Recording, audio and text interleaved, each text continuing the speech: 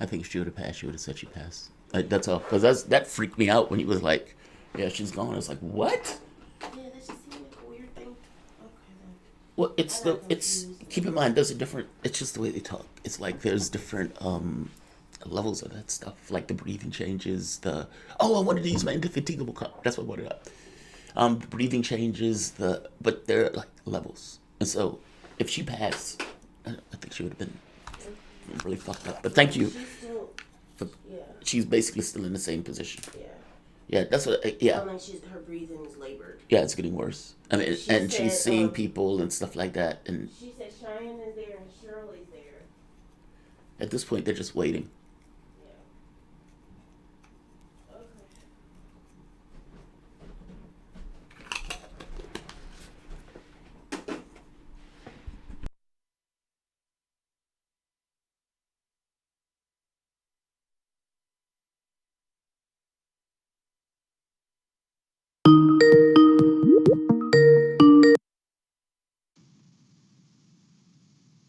Hello, hello. Hey, good morning, Jamal. I'm doing all right. How you doing this morning? Good, good. Hey, we got 4 clips. So the order is Purdue, Loeffler, Bernie, Kamala. Got it.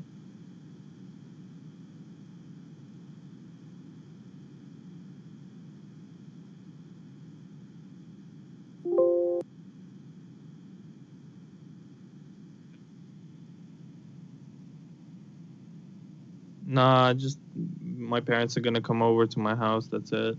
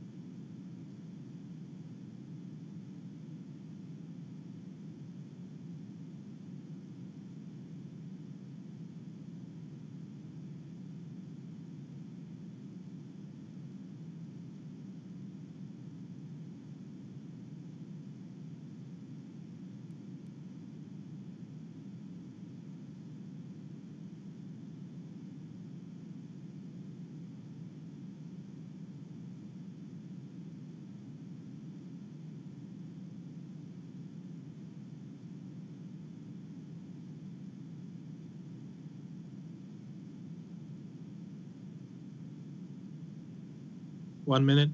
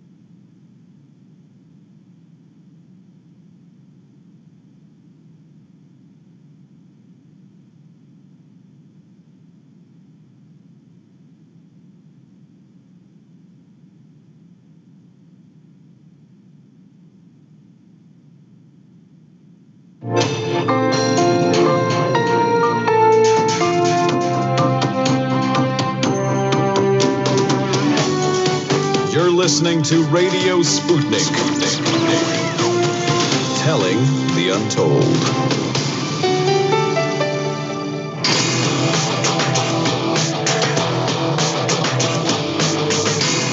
Fault lines.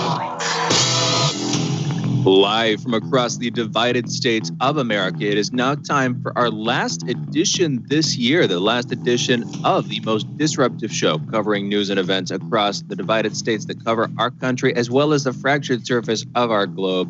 In the independent corner, I am your political analyst, Shane Stranahan. And in the left corner, I am the indefatigable, a burning ember in the darkness, your political analyst, Jamarl Thomas. And together we are Fault Lines with Thomas and Stranahan. All right, first up in the headlines this morning, in COVID news, at least 3,808 new coronavirus deaths and 229,235 new cases were reported in the U.S. Yesterday on December 30th.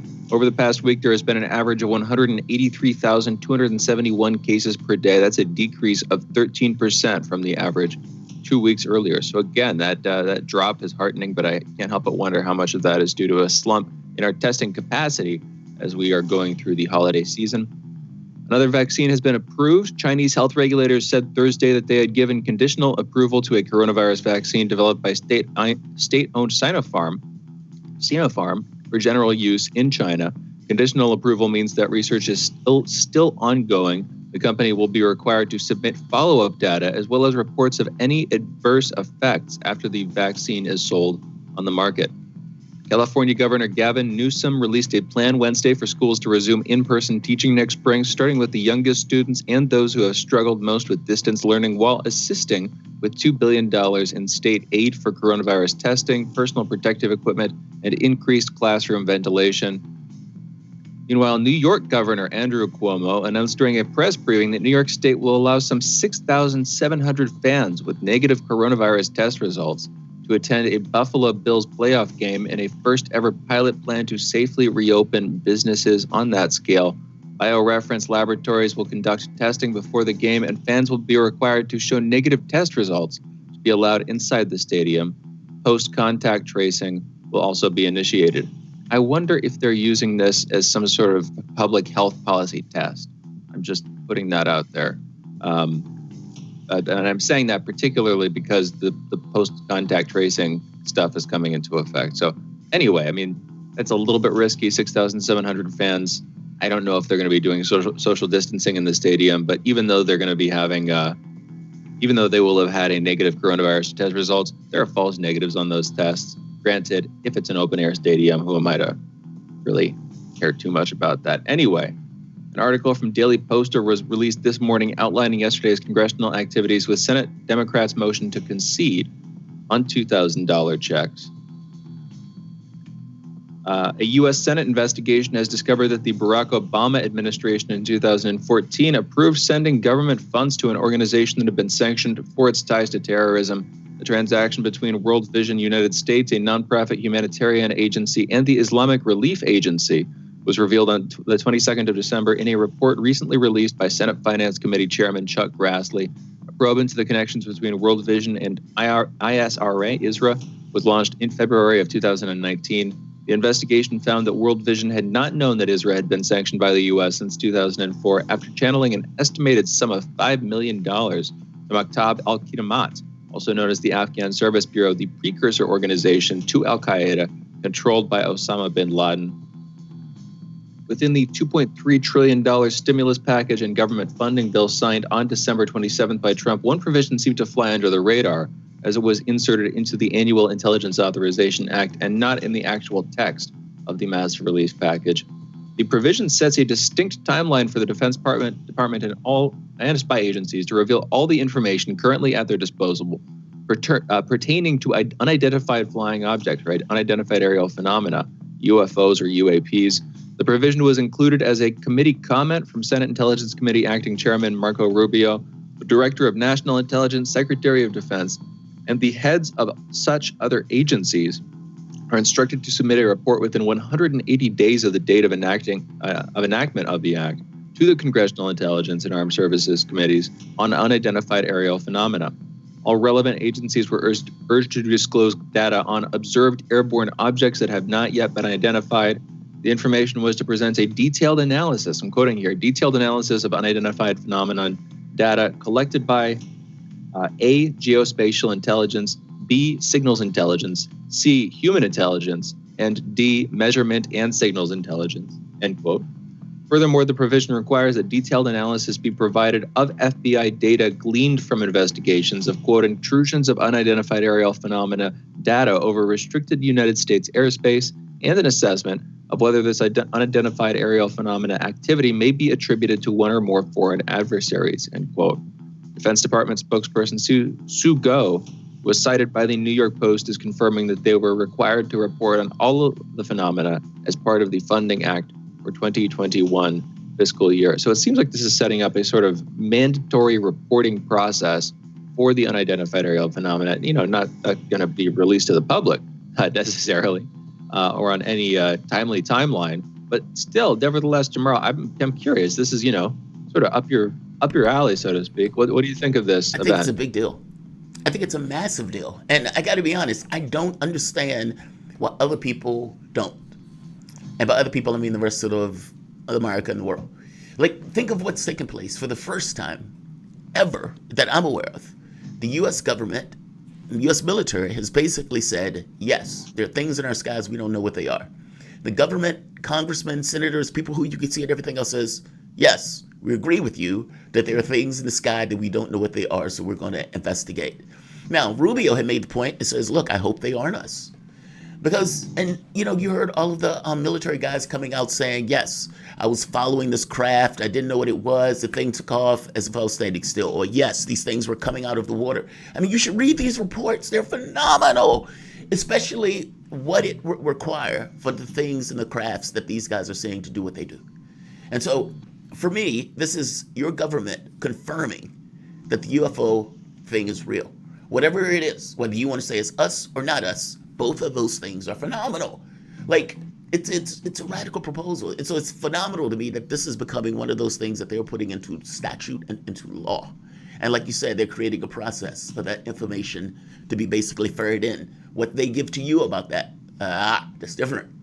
But they're going to be collecting information officially. Officially. That's the part. It's not the secret program. The secret program is one thing. It's that it's become overt. Like if you and I are eating, let's say your girlfriend or whoever fixes meal. Let's say your mom fixes me a meal. And I'm like, oh, this is nice. Now, you may know by me saying that I don't like it. By the same token, if I tell your mom, yeah, this is horrible, I don't like this, that's different. Even though the same thing is true, but somehow the overt one is different. I'm making the point that it's the same thing here. The overt one is different. It gives a different texture, tone to it. So, no, I don't know if I like this or not yet. I need to see what happens. What becomes of this? Because I have serious qualms about this becoming this kind of black budget.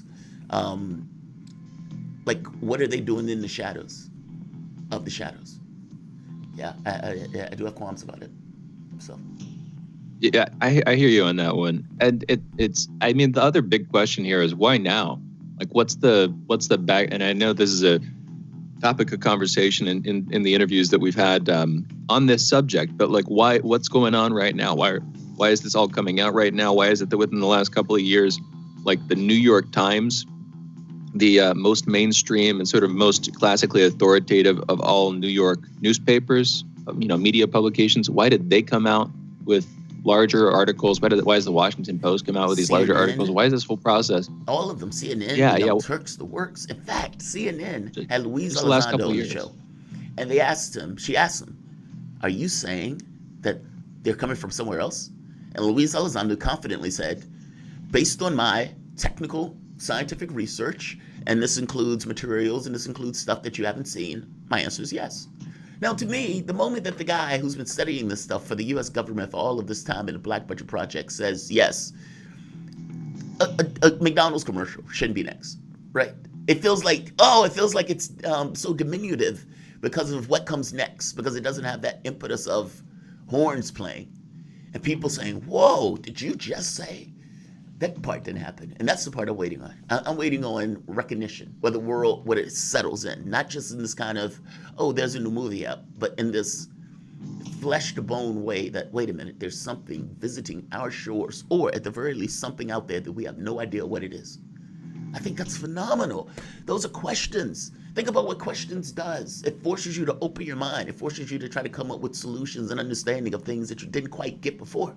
I think this is good if it's one of those things where it's public knowledge. I think it gets bad if it's black budget, hidden in the shadows, the information is only for Congress or for military eyes, the weapons and stuff. I mean, think of what they do for the hack.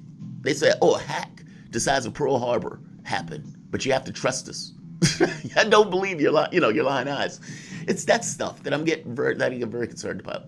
But I'm in a wait and see mode for this. Part of me is like, yes. The other part of me is like, well, wait, see what happens. Yeah, I hear you on that one. All right, got a couple more headlines to get through here. Let's get to them. The Treasury Department released a statement yesterday announcing these sanctions on a Venezuelan judge and prosecutor over their roles in the sentencing of 6 former U.S. executives of Citgo Oil Company. The statement said today, quote, the U.S. Department of the Treasury's Office of Foreign Assets Control, OFAC, designated Venezuelan Judge Lorena Carolina Cornelius Ruiz and Venezuelan prosecutor Ramon Antonio Torres Espinoza, Venezuelan government officials who presided over and prosecuted the November 2020 trial and sentencing of 6 U.S. persons in Venezuela, end quote. Jose Pereira, the Citgo ex-president, was sentenced to 13 years in prison for embezzlement, cooperation with contractors, and criminal association. Another 5 former executives were sentenced to jail terms ranging from 8 to 10 years. Interesting. Again, they're sentencing the judge and prosecutor who sentenced, they're sanctioning the judge and prosecutor who sentenced 6 U.S. persons. But this just seems like a retaliatory move against Venezuela as a sort of country. I mean, I would need to look into the story more, but what if those sentences were justified? You know, I'm just going to note the fact that they're Venezuelan, the judge and the prosecutor that are being sentenced here. Anyway. Basically, they were doing their jobs. Prosecution of a U.S. company. Yeah, they were doing their jobs. I mean, like, we prosecute people all the time. Like, I really wish Americans, for once, think about what it would look like if other countries did exactly the same thing that we did to other countries. I mean, honestly, and to have an honest evaluation of that. I mean, think about what's taking place. We've prosecuted people from other countries. We've gone and gotten, Manuel Noriega. We dragged him from his country to prosecute him. I mean, I guess I'm making the point that, is this right? Should we be going after judges and people who are basically functionaries of the government in pursuit of their jobs individually? I mean, come on. Look, like you're right. I need to look further into this, but I get the feeling that these guys were doing their jobs. But I don't know. And I'm also, it's sanctions against 2 individuals. It would seem to me that those sanctions were imposed using the Magnitsky Act in the States, because again, that's the main act, as far as I can tell, that allows for sentencing of individuals, usually due to accusations of human rights abuses or corruption. This would probably fall into the latter camp. But anyway, moving on to the next headline. An Algerian lawmaker has proposed a bill that would prohibit promoting the normalization of ties with Israel in Algerian media. The move comes after neighbor Morocco became the latest Arab nation to agree to a peace deal with Israel earlier this month, a trend Algiers has denounced.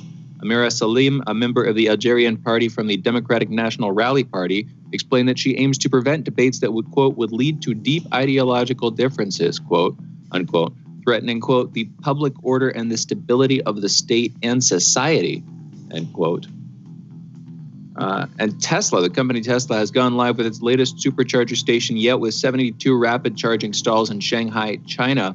Based on observations from Tesla owners in the area, it appears that the site includes V2 supercharger stalls. Anyway, with that, those are our headlines. You're listening to Fault Lines with Thomas and Stranahan.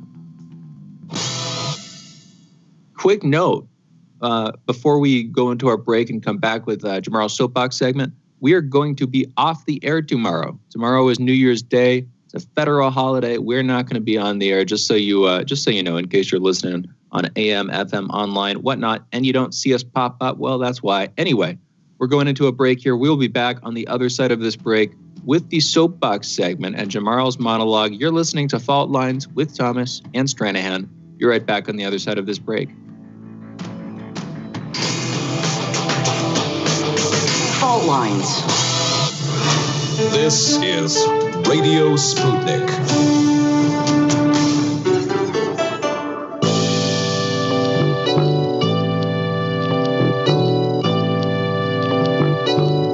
What's the most important hour of the day?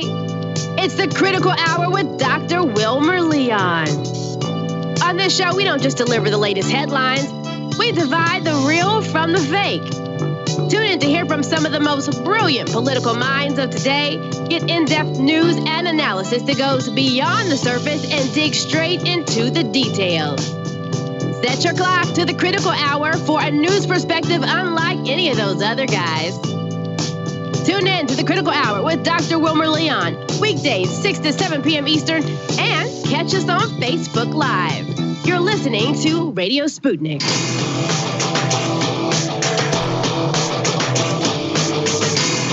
Fault lines.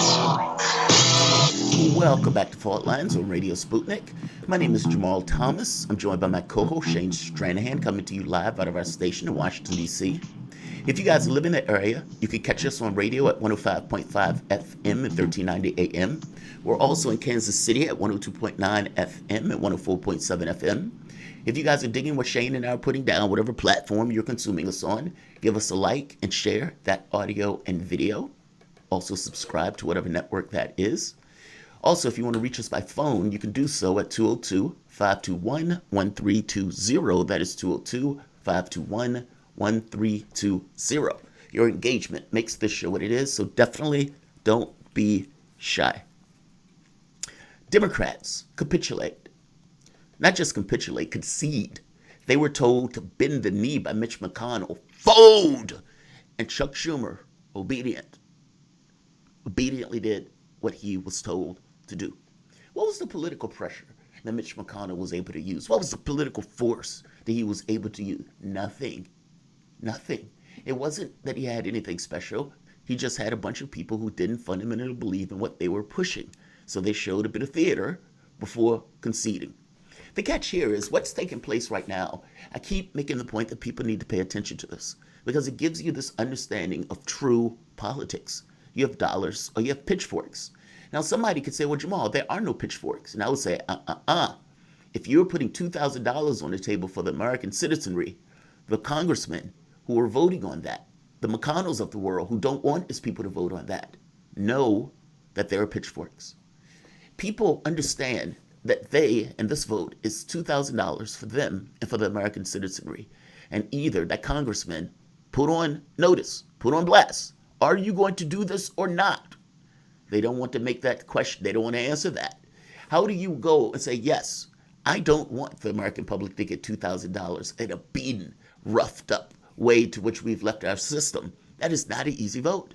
Why do you think Biden, who went to Pelosi and told her she could take less, gives a quip of, yeah, he's for the 2,000? Why do you think Democrats in the House, who wouldn't push for it at all, but all of a sudden got on board, and not just got on board, passed it, with Republicans also backing them?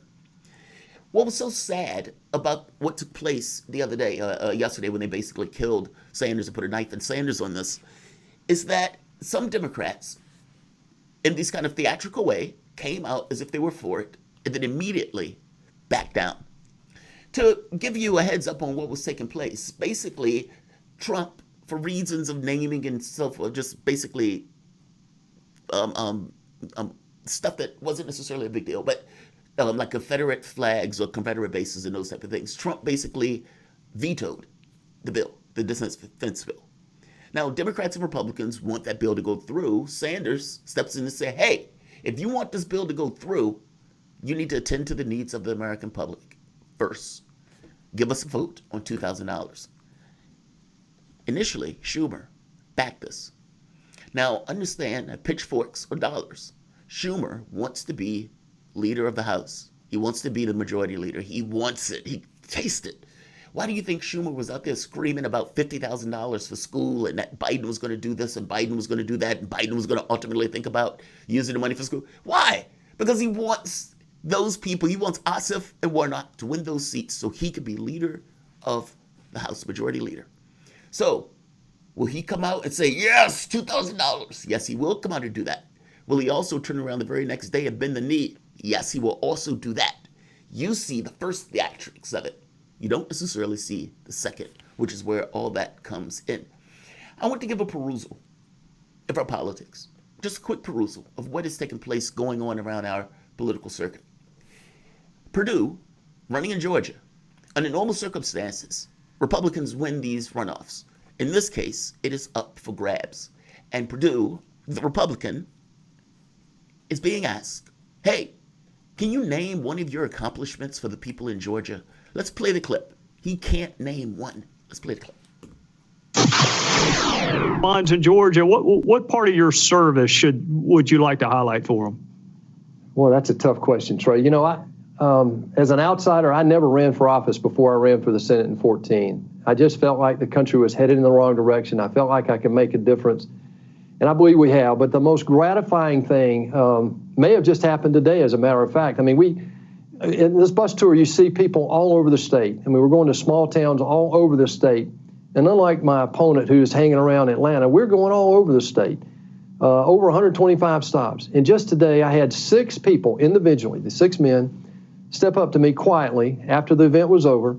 And these events will have anywhere from 50 to, we had almost 4,000 people in one last week with Ivanka. This man called me before I got back on the bus. He said, there's 6 times this happened. I just want to tell you, I'm a Vietnam veteran, and I never got anybody to help me with my problems until your staff helped me this year, last year, whatever. But each one of these 6 people made those comments to me today. I love that. Look, I can't tell you anything that I've done good in Congress. Nothing of value I can tell you. However, I will tell you that random people did call me, a lot of them, and tell me that I was awesome. You just have to take my word for it about their word for it. That's so sad.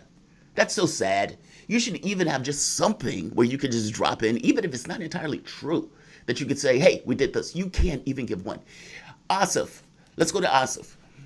There have been attacking Warnock for stuff that apparently he said when he was on the in the pulpit.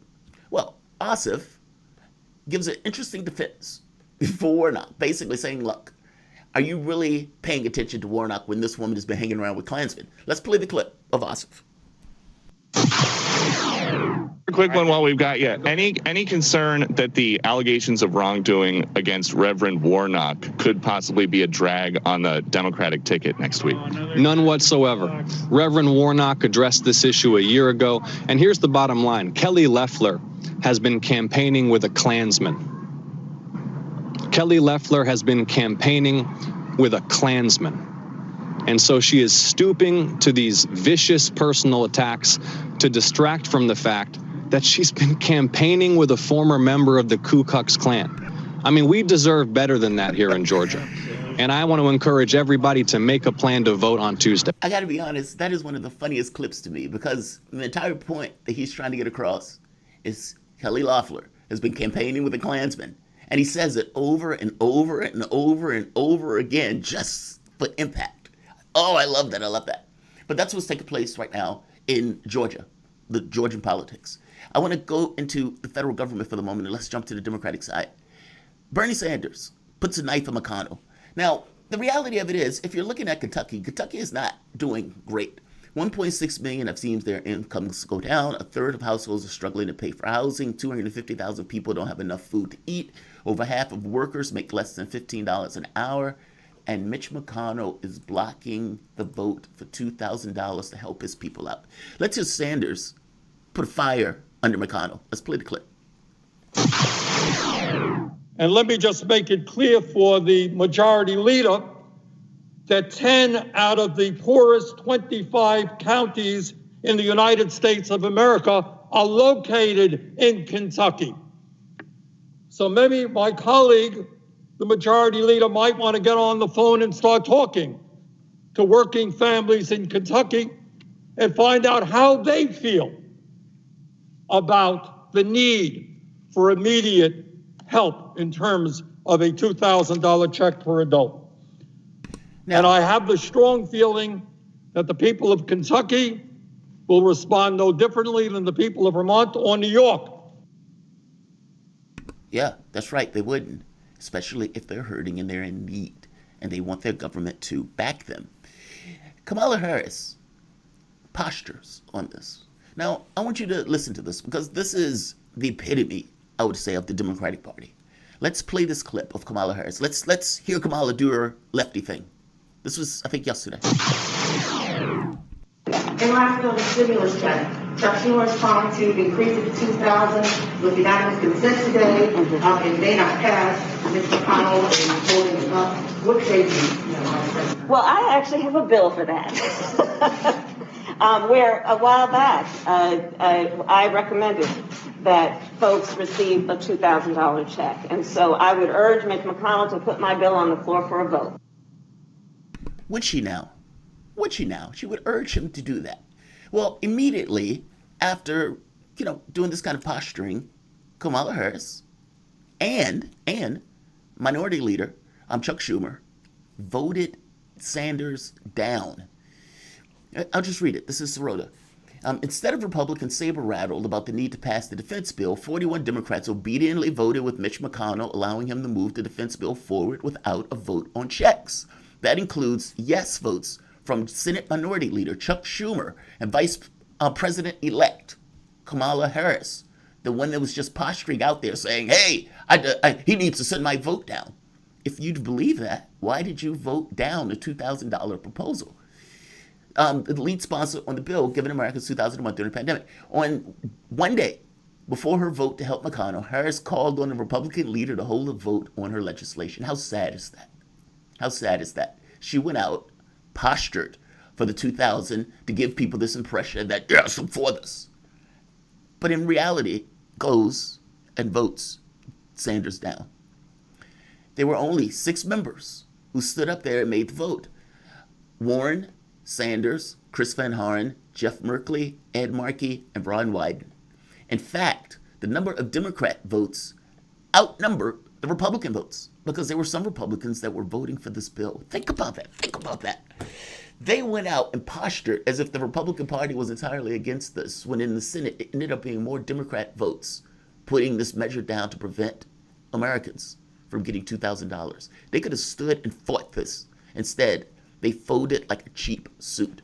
This is your Democratic Party.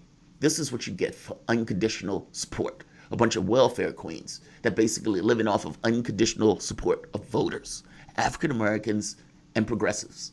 Until you get to the point where these guys have to actually do their jobs and fight for America, not just you, fight for America. The things that you're pushing for are basically the things that America agrees on. This is what you're going to get. They didn't have to lose this. They lost this because of cowardliness and because that basically they didn't agree with Americans getting $2,000 anyway. Shane, what do you think about it? I tried to give a perusal of our politics, the feelings of our political system. It's as embarrassing as ever. And we cover it because of course we have to cover it, and it's good to follow this stuff, and it's good to understand where things are. But it seems to be at least as embarrassing as it has been historically, and it seems to be getting worse over time. Therefore, I don't know what to do about it. I mean, in real terms, Jamarl, we're sort of spectators of this whole thing. What the hell are we supposed to do about this? How can you actually?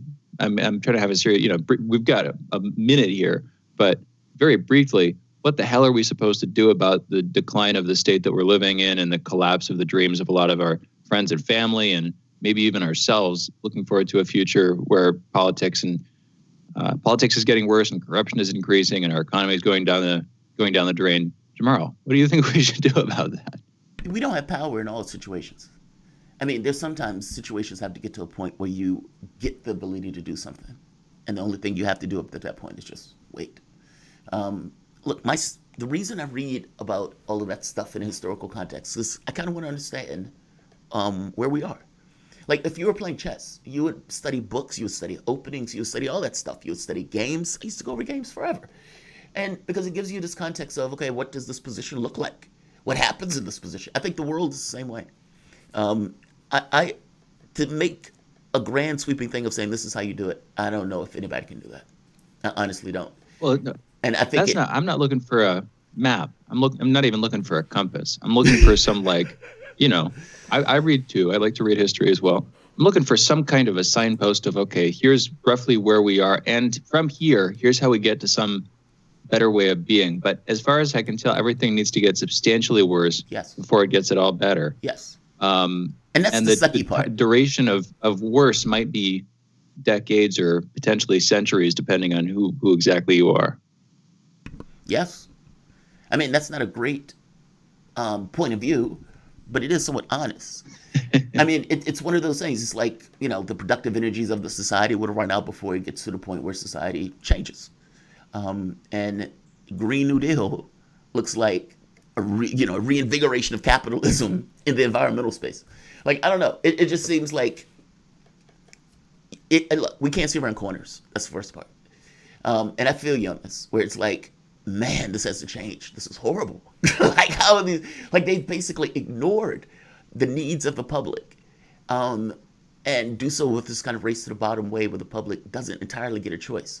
Let's do this. We guys are listening to Fault Lines, Thomas Stranahan. We will be back in a moment.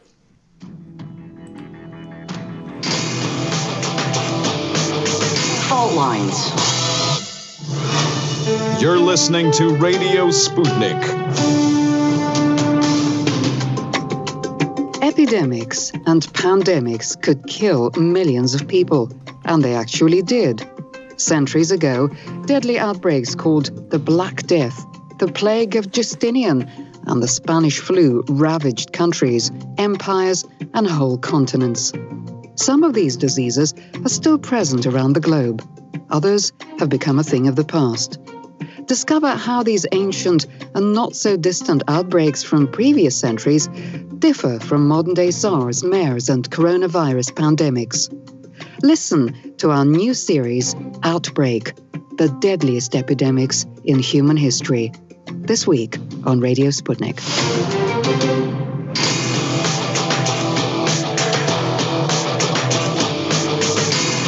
Fault Lines. And we're back. You're listening to Fault Lines with Thomas and Stranahan. And we are joined by Daniel Lazar, independent journalist and author, best known as a critic of the U.S. Constitution, American politics, government, and social policy in general. He has written a number of books, including From Moses to ISIS, The Intelligent Heretic's Guide to Monotheism, The Frozen Republic, The Velvet Coup, and America's Undeclared War. And by the way, you can follow him on Twitter at DHLazare. That is Lazare. I spell that last name. And find his column on the weeklyworker.co.uk, strategic-culture.org, and many others. Daniel, thank you for joining us this morning. How are you doing? I'm fine. How are you? All right. Let's try to tie these two conversations together slightly. We have talked to you a few times now. This seems to be one of your personal long-term projects, is a sort of attempted remediation, an attempted fix of the American constitutional system, which I don't want to misportray how you see it, but you seem to see it as a sort of stagnant, set in its ways, by definition, way of doing things. The American Constitution as a sort of unchanging political testament that, by its definition, by the way that it was written up and codified, cannot be changed, and is therefore holding a lot of our institutions in a gridlock, in a sort of long-term stasis. That seems to be, just briefly, Daniel, I wanted to sort of continue that conversation, but is that a fair appraisal? Is that a fair portrayal of your views there? Yeah. It's totally on target. I mean, essentially, I think America is caught in a historical backwater. You can't advance into the 21st century with the methodologies of the late 18th. I mean, the Constitution dates from the days of, silk knee breeches, powdered wigs, breech-loaded muskets. France was still a monarchy. Venice was still a republic. There was still a Holy Roman Empire when the Constitution was created. Since then, everything has been swept away again and again and again. But the Constitution has remained. Now, Americans are taught to think that's a good thing because the Constitution is our rock of Gibraltar, something to hold on to in an otherwise fast-changing world. But you can't, because as the world changes, institutions must change. The shape and nature of governments must change in order to adapt to different circumstances. And the tragedy, the agony, the torture of America is that it's unable to change because it sort of made this irrevocable agreement with the founding fathers 230 years ago. I think I agree with you to a point. I mean, because let's be fair, all governments, or all institutions and collectives or collection of people that come together and kind of create these governments, there's going to be this kind of back and forth between the individuality versus the integrity of the state, where the state needs to have processes in order to keep itself solidified and so forth. And I guess the question becomes, where's the middle ground in that? Where's the best spot for that dot of sorts? And whether the U.S. Constitution allows itself to be transformed. I mean, I think for you, the mechanisms that are in place to change our Constitution or to change our society and to change our government and all of these things, you believe that these things are ossified? You believe these things either just don't work, or do you believe they're just not there at all in any real measure? Well, I think the wonderful thing, the really good thing with the U.S. Constitution is that it's all there on the surface. I mean, anybody can pick the document up, you can find it on the internet, in 3 seconds, and you can read the thing. So there's an amending clause called Article 5, and check it out. It says that you can't change so much as a comma without the approval of 2/3 of each House of Congress, plus 3/4 of the states. Now, the 3/4 clause means that 1/4 plus of the states can veto any amendment. And 1/4 plus equals 13 states, which can equal as little as 4.4% of the U.S. population. And in 20 years or so, that'll go down to 4.0. So the change is actually, the document is actually growing more and more change averse. Now that's an insuperable barrier to change. There's no change, that will ever satisfy a 4.4% minority. So effectively, the document is frozen. We haven't had a new constitutional amendment since 1972, I believe. And we haven't had a major structural alteration since I think it's 1912 when the Senate was transformed from a state-appointed body to an elected body. But that is it. So we're just completely frozen. And the more frozen we get, it's like a dam. The more frozen we get, the more the waters back up, behind the dam. And then the more pressure increases. And when finally the dam bursts, as it will eventually, you're going to see a dramatic rush for change, the release of literally centuries of pent-up demand. Change is unstoppable, and the corollary of that is the more you try to stop it, the more unstoppable, the more violent, radical, tornado-like it becomes. Okay, so I'm gonna try to contrast this with another perspective. The last time we had you on to talk about this subject, I believe the conversation fixated on the idea that the current leadership wouldn't be able to institute these kinds of constitutional changes without horribly bungling it. And then it's sort of the conversation took off in that direction. There's another, maybe even a deeper, sort of a philosophical pushback on this, which is that maybe there are simply only so many ways of actually organizing your country on a high level. Like Aristotle had the sort of tripartite, the many, the few, and the one, where he had three major types of government and then functional and dysfunctional versions of those. So, for instance, he would say democracy, I believe, was a dysfunctional version of rule by many. I think he said the polity was the sort of functional version of it. And then same thing with aristocracy and oligarchy. Then you had monarchy and tyranny for rule by the one. Anyway, I'm not going to subscribe to that view. But the idea is maybe there are only simply so many ways that you can functionally organize a society of human beings into a state. Those ideas, have changed fairly rarely throughout history. The ways we've seen them maybe have changed, but the actual underlying core modes, again, this just sort of notion that maybe there are unchanging principles by which you can govern your country, and that the Constitution, maybe around the margins you should change it, but it's a codification of one way of governing a country, a sort of mixed version of rule by the few and rule by the many, where you're trying to bring republicanism and democracy together. And it's the best way the United States has found to do that. What would actually, taking that view for a second, you can feel free to push back on it, but just subscribing to that general view for a second, what specifically would you change about the U.S. Constitution? How would you try to modify it to adapt it to the times? Or are you just saying that we need to make it more modifiable so that the details can work themselves out? Daniel.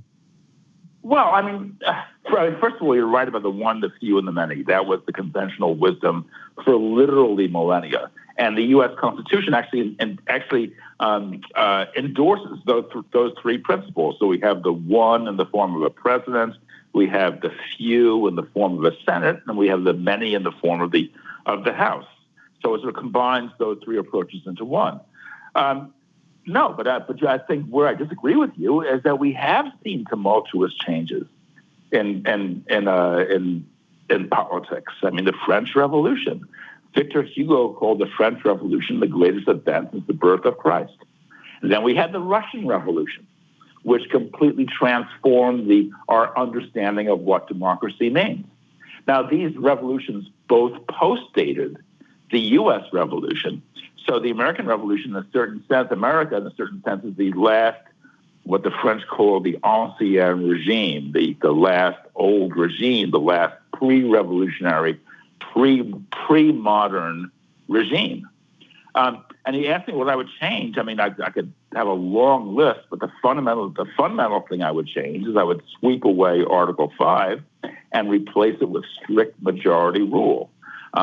If you want to change the Constitution so the House of Representatives has supreme power, it can modify the Constitution, I would say great. Even with Nancy Pelosi in control, because that reform alone would unleash wave after wave of transformative change. Nancy Pelosi would become the prime minister. Chuck Schumer would become her minister of the interior, et cetera. But that government would last about 5 seconds before it fell apart under the weight of its own power, because those two individuals are so monumentally incompetent.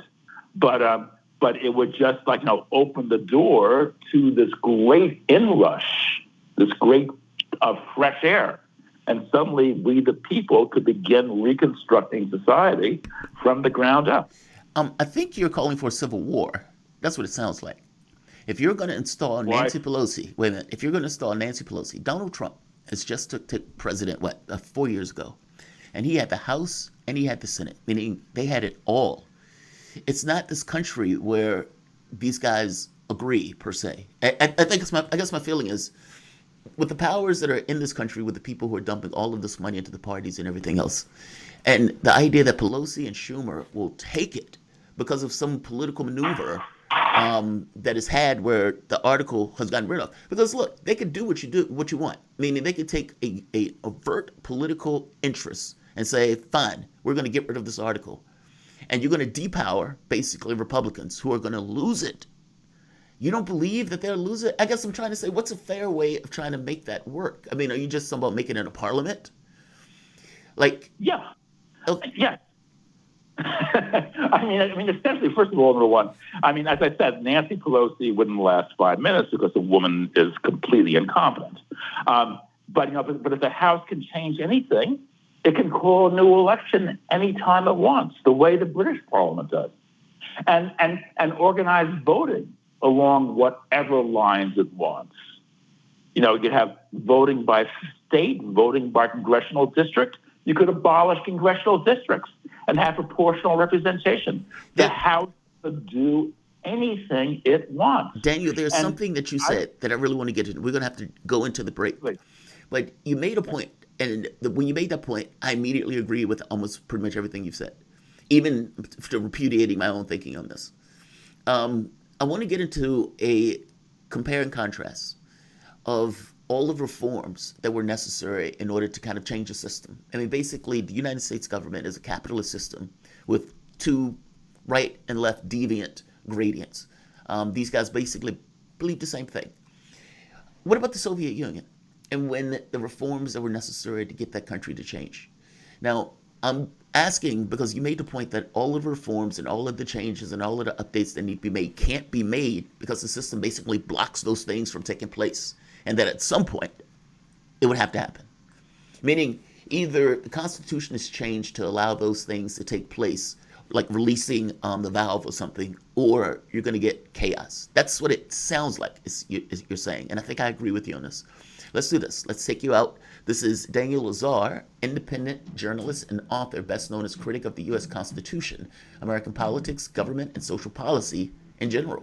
He has written a number of books, including From Moses to ISIS, The Intelligent Heretic's Guide to Monotheism, The Frozen Republic, The Velvet Coup, and America's Undeclared War. You guys are listening to Fault Lines with Thomas and Stranahan. We will be back in a moment.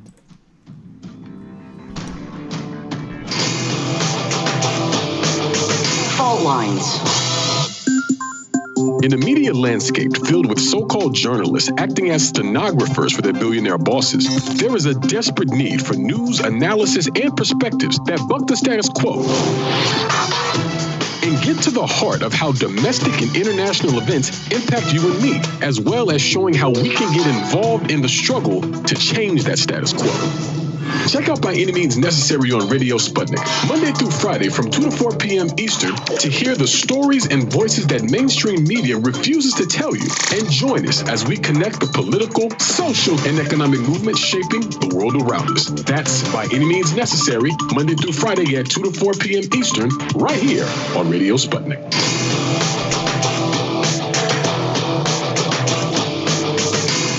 Fault Lines. Welcome back to Fault Lines on Radio Sputnik. My name is Jamarl Thomas. I'm joined by my co-host Shane Stranahan, coming to you live out of our station in Washington, D.C. Joining us is Daniel Lazar, an independent journalist and author, best known as critic of the U.S. Constitution, American politics, government, and social policy in general. He's written a number of books, including From Moses to ISIS, The Intelligent Heretic's Guide to Monotheism, The Frozen Republic, The Velvet Coup, and America's Undeclared War. Daniel, absolutely welcome to the show. Thank you. You mentioned something in the previous episode that I thought was interesting because I think it has an interesting outcome, or it's like kind of a logical extension. If indeed the country has gotten to the point where the Constitution is ossified and that there are changes that the public want, I can read you the list of things that the public want that government does not deliver on. It's radically different. Like what media calls the center, it doesn't apply to the public's needs and wants. You can go down in the polling. And so does it get to a point where the public rebels, where all of the changes and all of the things that needed to take place from the standpoint of public policy that wasn't taking place overflow outside of the political space? That's what it sounds like you're warning. And I'm curious about a compare and contrast with reforms that were trying to be made in the Soviet Union and the way the Soviet Union fell, juxtaposed against our own system, and reforms that you think need to be made before this particular system also crumbles. Yeah, I mean, first of all, yes, the general principle is the more you, by trying to hold back change, all you accomplish is that you ensure that change will be all the more sweeping when it finally arrives. You know, an example is the Russian Empire. Another example is the French monarchy. I mean, in 1789, it entered into an irrevocable financial crisis. It was forced to call essentially what we would describe as a constitutional convention. The convention was a classic runaway convention, and it ended up completely and fundamentally transforming not only French government, but French society. That was the result of centuries of inertia. And the Russian Revolution was the same thing. And the collapse of the Soviet Union is yet another example. I mean, there were decades of inertia, of pent-up change. I for a while in the 1980s, I subscribed to there's some company in Minnesota that had a daily English translation, a 4-page English translation of Pravda, that was under the old Soviet Union. So I used to read it. And I never saw such deadly, meaningless prose in my entire life. I mean, the society was completely mind-dead. And anyone who traveled to the Soviet Union would tell you that the population was totally depoliticized. I mean, they were not interested in politics, and a little similar to the American population. Not interested in politics, thought change was impossible, would never happen. Things would go on the same way forever and ever. Then suddenly the early 80s came along. Mikhail Gorbachev came along. He lifted the lid. Then he lifted it a bit more, and then steam started erupting, et cetera.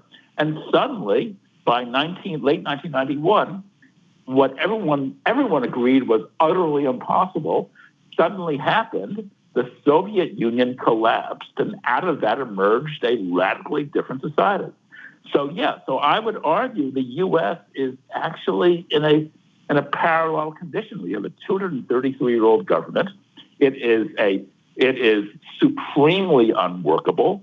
We have, connivers and crooks like Mitch McConnell in control, demagogues like Donald Trump and Joe Biden, by the way, who I think is no better. And we have a population that is yearning to breathe free. We have a two-party system, which is the most oldest, the most ossified in modern history. So we have a population that's yearning to breathe free, that is yearning to explore even not only government that's effective, but even to explore what government means and what government can do in a modern society. And all these desires will eventually make themselves felt as they made themselves felt in the old USSR.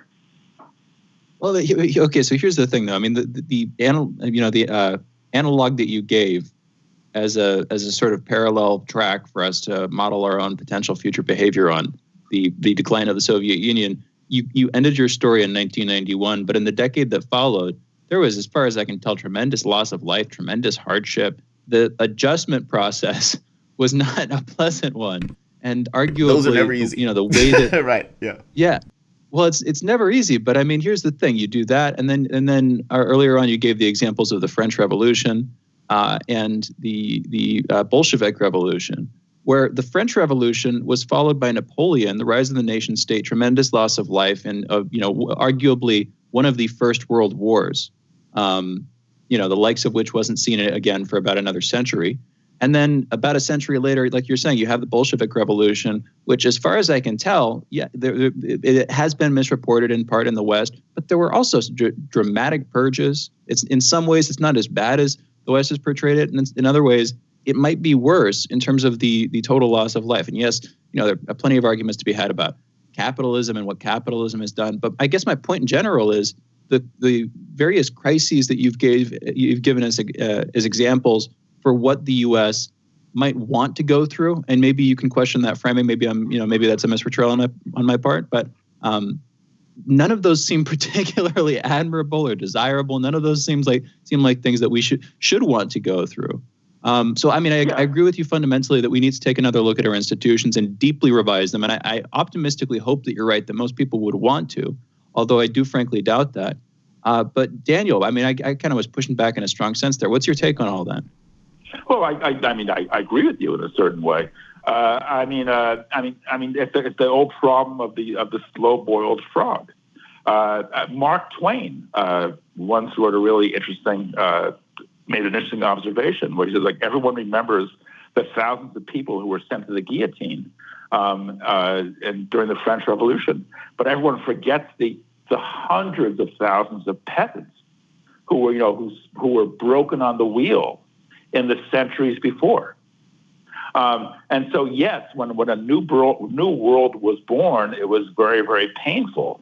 But the only thing worse, yes, you have to break eggs in order to make an omelet. But the only thing is, but those eggs will get broken even if you don't make an omelet, because the wheel of history will become all the more crushing the more these steps are avoided. Look, I'm to clarify what I'm trying to say. America is an advanced society. Communications or now take place at a miraculous speed.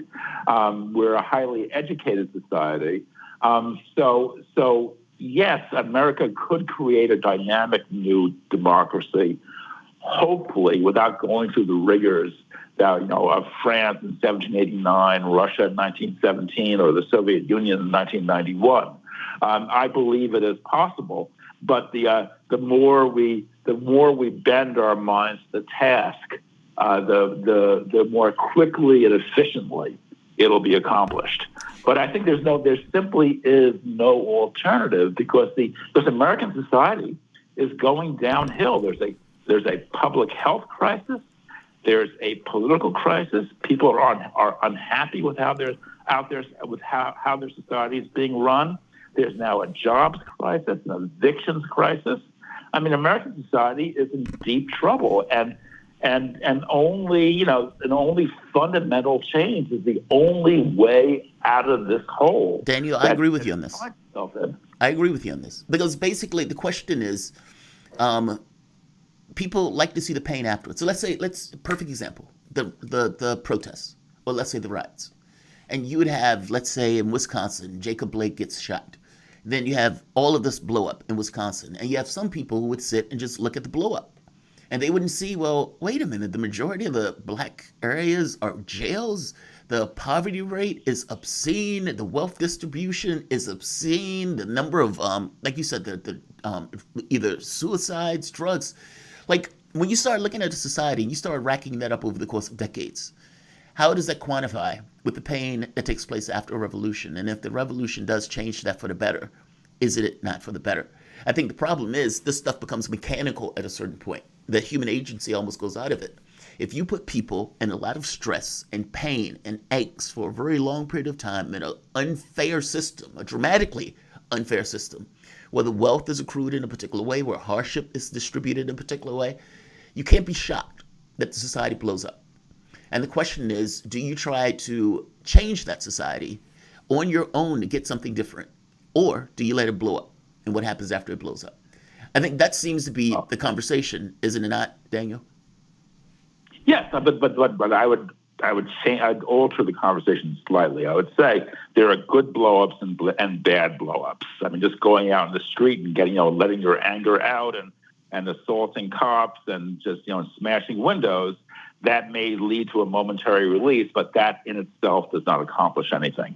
I mean, what you want to do is you want to take all that dissatisfaction and channel it into a productive, rational, strong, dynamic democracy, and a democracy built on efficient, smooth and efficient, ultra-democratic government, where the people as a whole, collectively, debate and confer concerning what society they want to have, how they want to accomplish their goals, etc.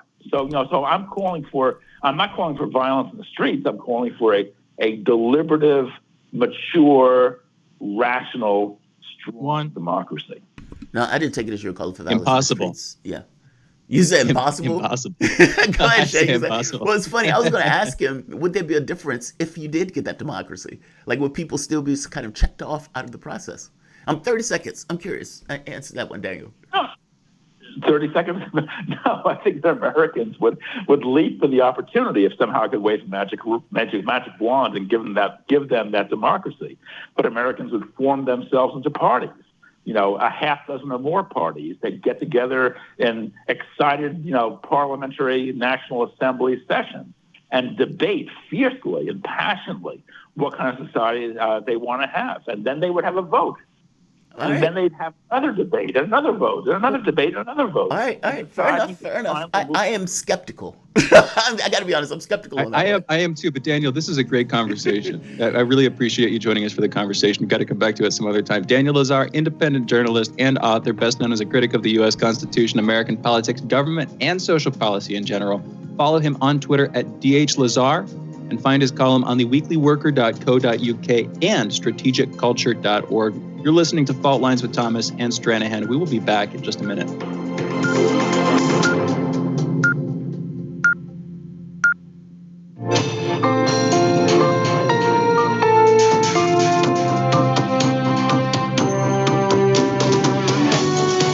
You're listening to Radio Sputnik. Telling the untold.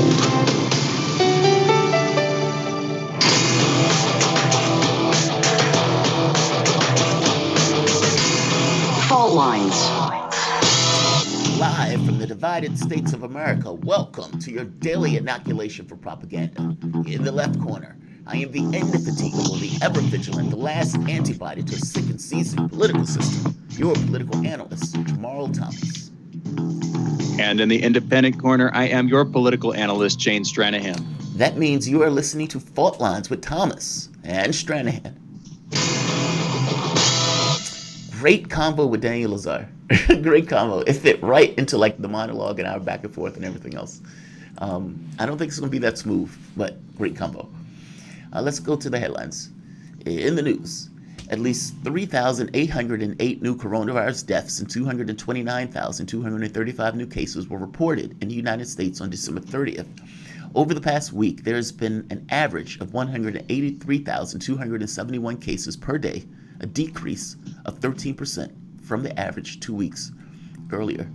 You know, I pointed out that the number seemed suspiciously low, and that oftentimes when we're coming off either a weekend or a holiday that the number was low. Well, that number has popped back up and it's gone higher than what it was prior.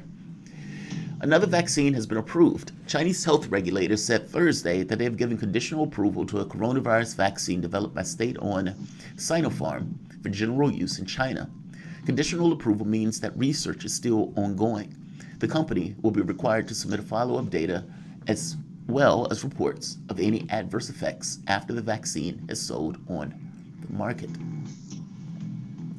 California Governor Gavin Newsom released a plan Wednesday for school to resume in-person teaching next spring, starting with the youngest students and those who have struggled most with distant learning, while assisting with $2 billion in state aid for the coronavirus testing, personal protective equipment, and increased classroom ventilation.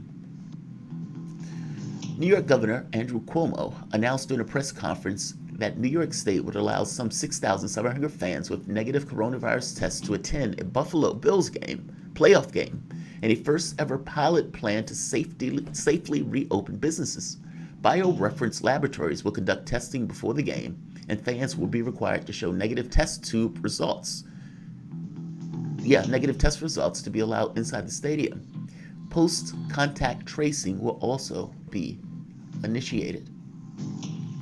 That seems risky considering 3,800 people died yesterday. But okay, do you. An article from Daily Poster was released this morning outlining yesterday's congressional activities of Senate Democrats' motion to concede on the $2,000 stimulus checks. Basically, the Democratic Party, well, let's start here. Trump vetoes the National Defense Authorization Act. After the veto, the Democrats in the House and the Republicans in the House all want this to pass, so they pass it. They override the veto. It goes to the Senate.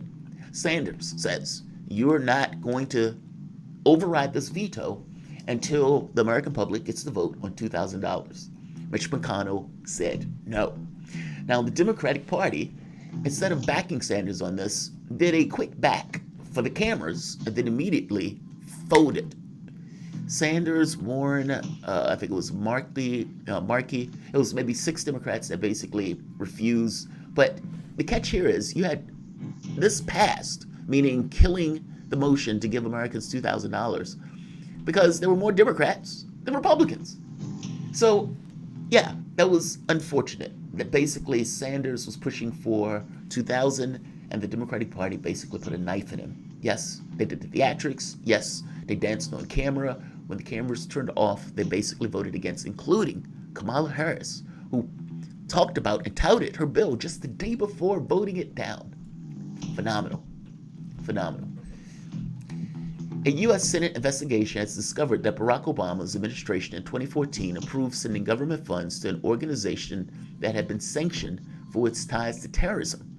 The sanctions between World Vision United States, a nonprofit humanitarian agency, and an Islamic relief agency was revealed on 22nd of December in a report released by Senate Finance Committee Chairman Chuck Grassley.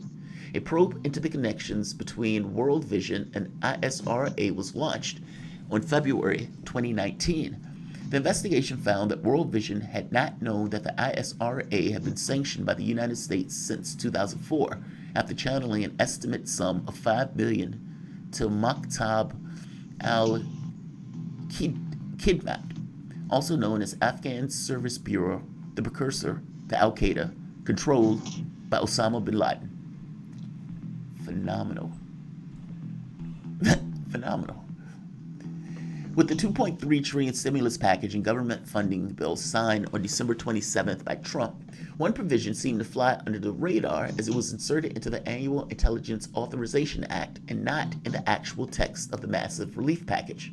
The provision sets a distinct timeline for the Defense Department and spy agencies to reveal all the information currently at their disposal pertaining to unidentified flying objects.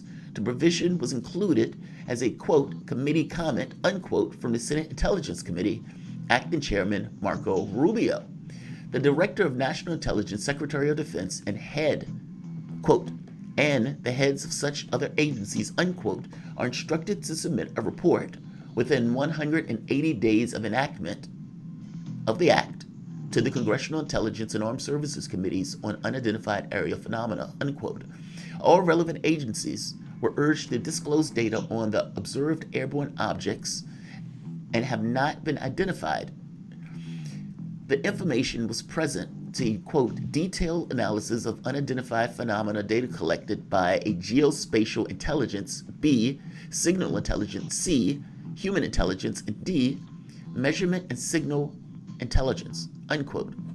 Furthermore, the provision requires that data detailed analysis be provided of FBI data gleaned from investigations of, quote, intrusions of unidentified aerial phenomena data over restricted United States airspace, and an assessment of whether this unidentified aerial phenomena activity may be attributed to one or more foreign adversaries, unquote. The Defense Department spokesman, Sue Gao, was cited by the New York Post as confirming that they were required to report on all the phenomena as part of the Funding Act for the 2021 fiscal year. Phenomenal. God, that's phenomenal. I mean, look, whether it's phenomenal or not, it's going to depend upon whether this information is going to be released to the public, how this information is regarded. Is this purely a military incident? Meaning, is this something that these guys are doing in a military capacity, or is this more of a contextual overview of, okay, we're open to see what's going on? This is phenomenal, though. Your U.S. government has basically confirmed that UFOs or UAPs, whatever they want to call it, is a real thing. So much so that they've put money in and are pushing all of these various agencies to give feedback on the various phenomena. It sounds like your government is creating an information center where it can bring that information in. If they don't want to call it a particular agency, fair enough, but it sounds like it's a thing unto itself. So this is fascinating. I reserve judgment until I see where this goes. What do you think about this, Shane? You know, my argument is always, if it's us, it's phenomenal. If it's not us, it's phenomenal. Both of those are radically phenomenal things, because if it is us, it would mean that there's some kind of secondary space project that many of the people in our government and in our military have no knowledge of, so much so that it seems like we're looking at something from this off this world. Like, that's phenomenal in and of itself. So either reality is mind-blowing. What's wild about it is the U.S. government and the U.S. military has basically admitted, yes, there are things flying in our skies. We have no idea what those things are. It's amazing. Well, here's the thing. Whether it's aliens or other governments, they are, by definition, phenomenal. They're unidentified aerial phenomena. So as that last word indicates, they're phenomena, and therefore phenomenal. Anyway, no, I'm just making a weird joke there. We've had this conversation before, and there's only so much I can say, because effectively no new information has come out here other than the news that the government will be collecting information systematically. So, I mean, in that sense, like you're saying, that official recognition is significant. That is big. But, I still don't know what's going on. All the questions I have are still lingering in the air. What exactly is this? If they're aliens, do they want to eat us? If it's another government, do they want to kill us? And I gotta be honest. It's the same setup. If it's aliens, let's say it this way. It's like people of policy. If they're aliens that are trying to communicate with governments, I would be very terrified. Because I don't know how you do that in a way that is going to be beneficial to us as a planet. If you had an alien... Because of our governments? Yeah. Like if you had, for example, if you had alien civilization, let's say you as a human being, were going to a planet that was exactly like Earth, and you noticed that their environmental policy was basically destroying the planet, and you wanted to give them some kind of power generator that would help them to deal with the power system. How do you do it without them attacking you, thinking that there's something behind the scenes, without conspiracy theories coming up about your intentions and your motives? Like, how do you do that in a way that doesn't set us off? What I would probably be worried is that they would look for and very quickly find some way to use that power source to power like energy weapons and just kill each other. Exactly. But this kind of gets to my point. What we did with exactly nuclear, nuclear energy. But that's exactly my point.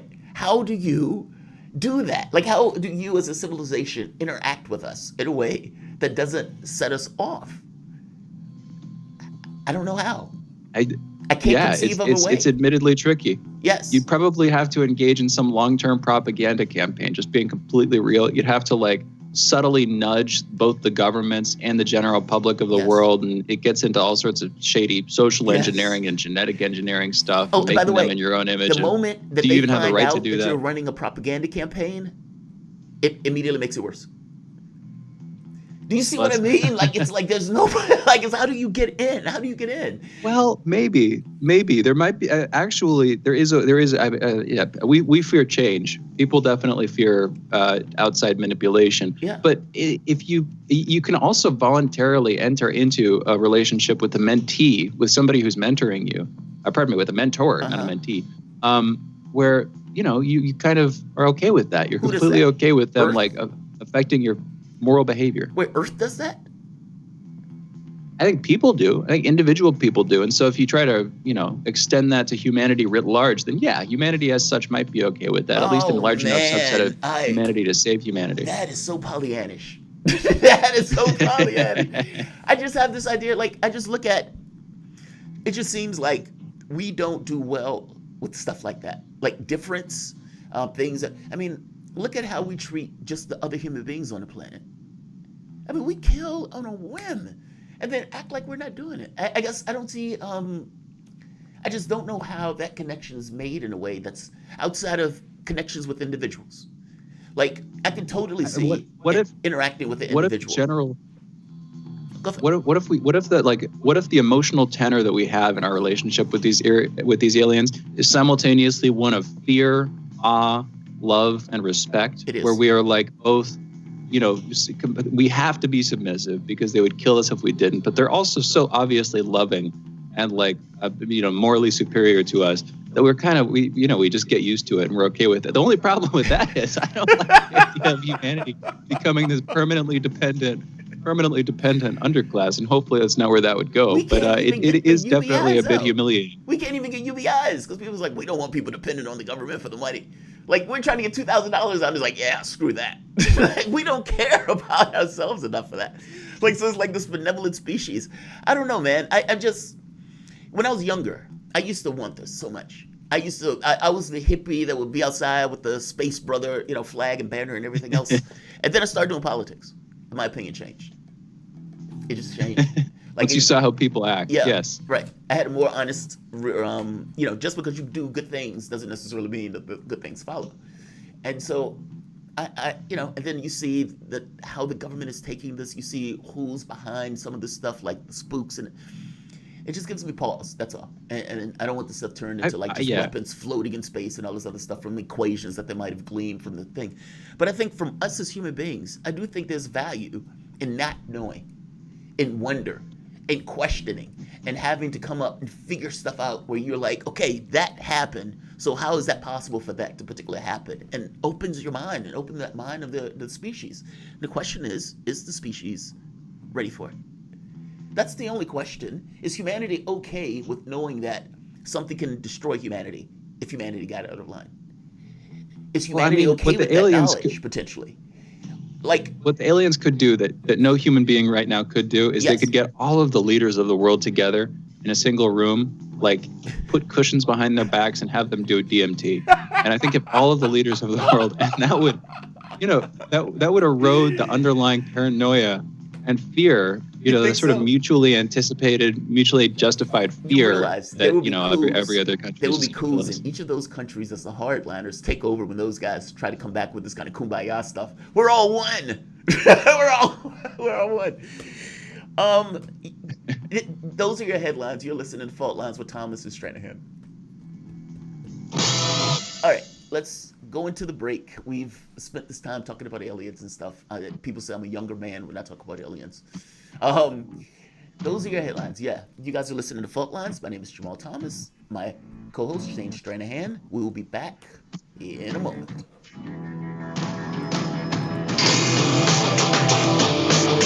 Fault Lines. Want to talk? Get in touch with us at radio@sputniknews.com. Shooting from the lip. We're taking no prisoners here. Real opinions for real people. Where we bring you people with controversial views, and instead of trying to catch them out, we actually let them expand on their views.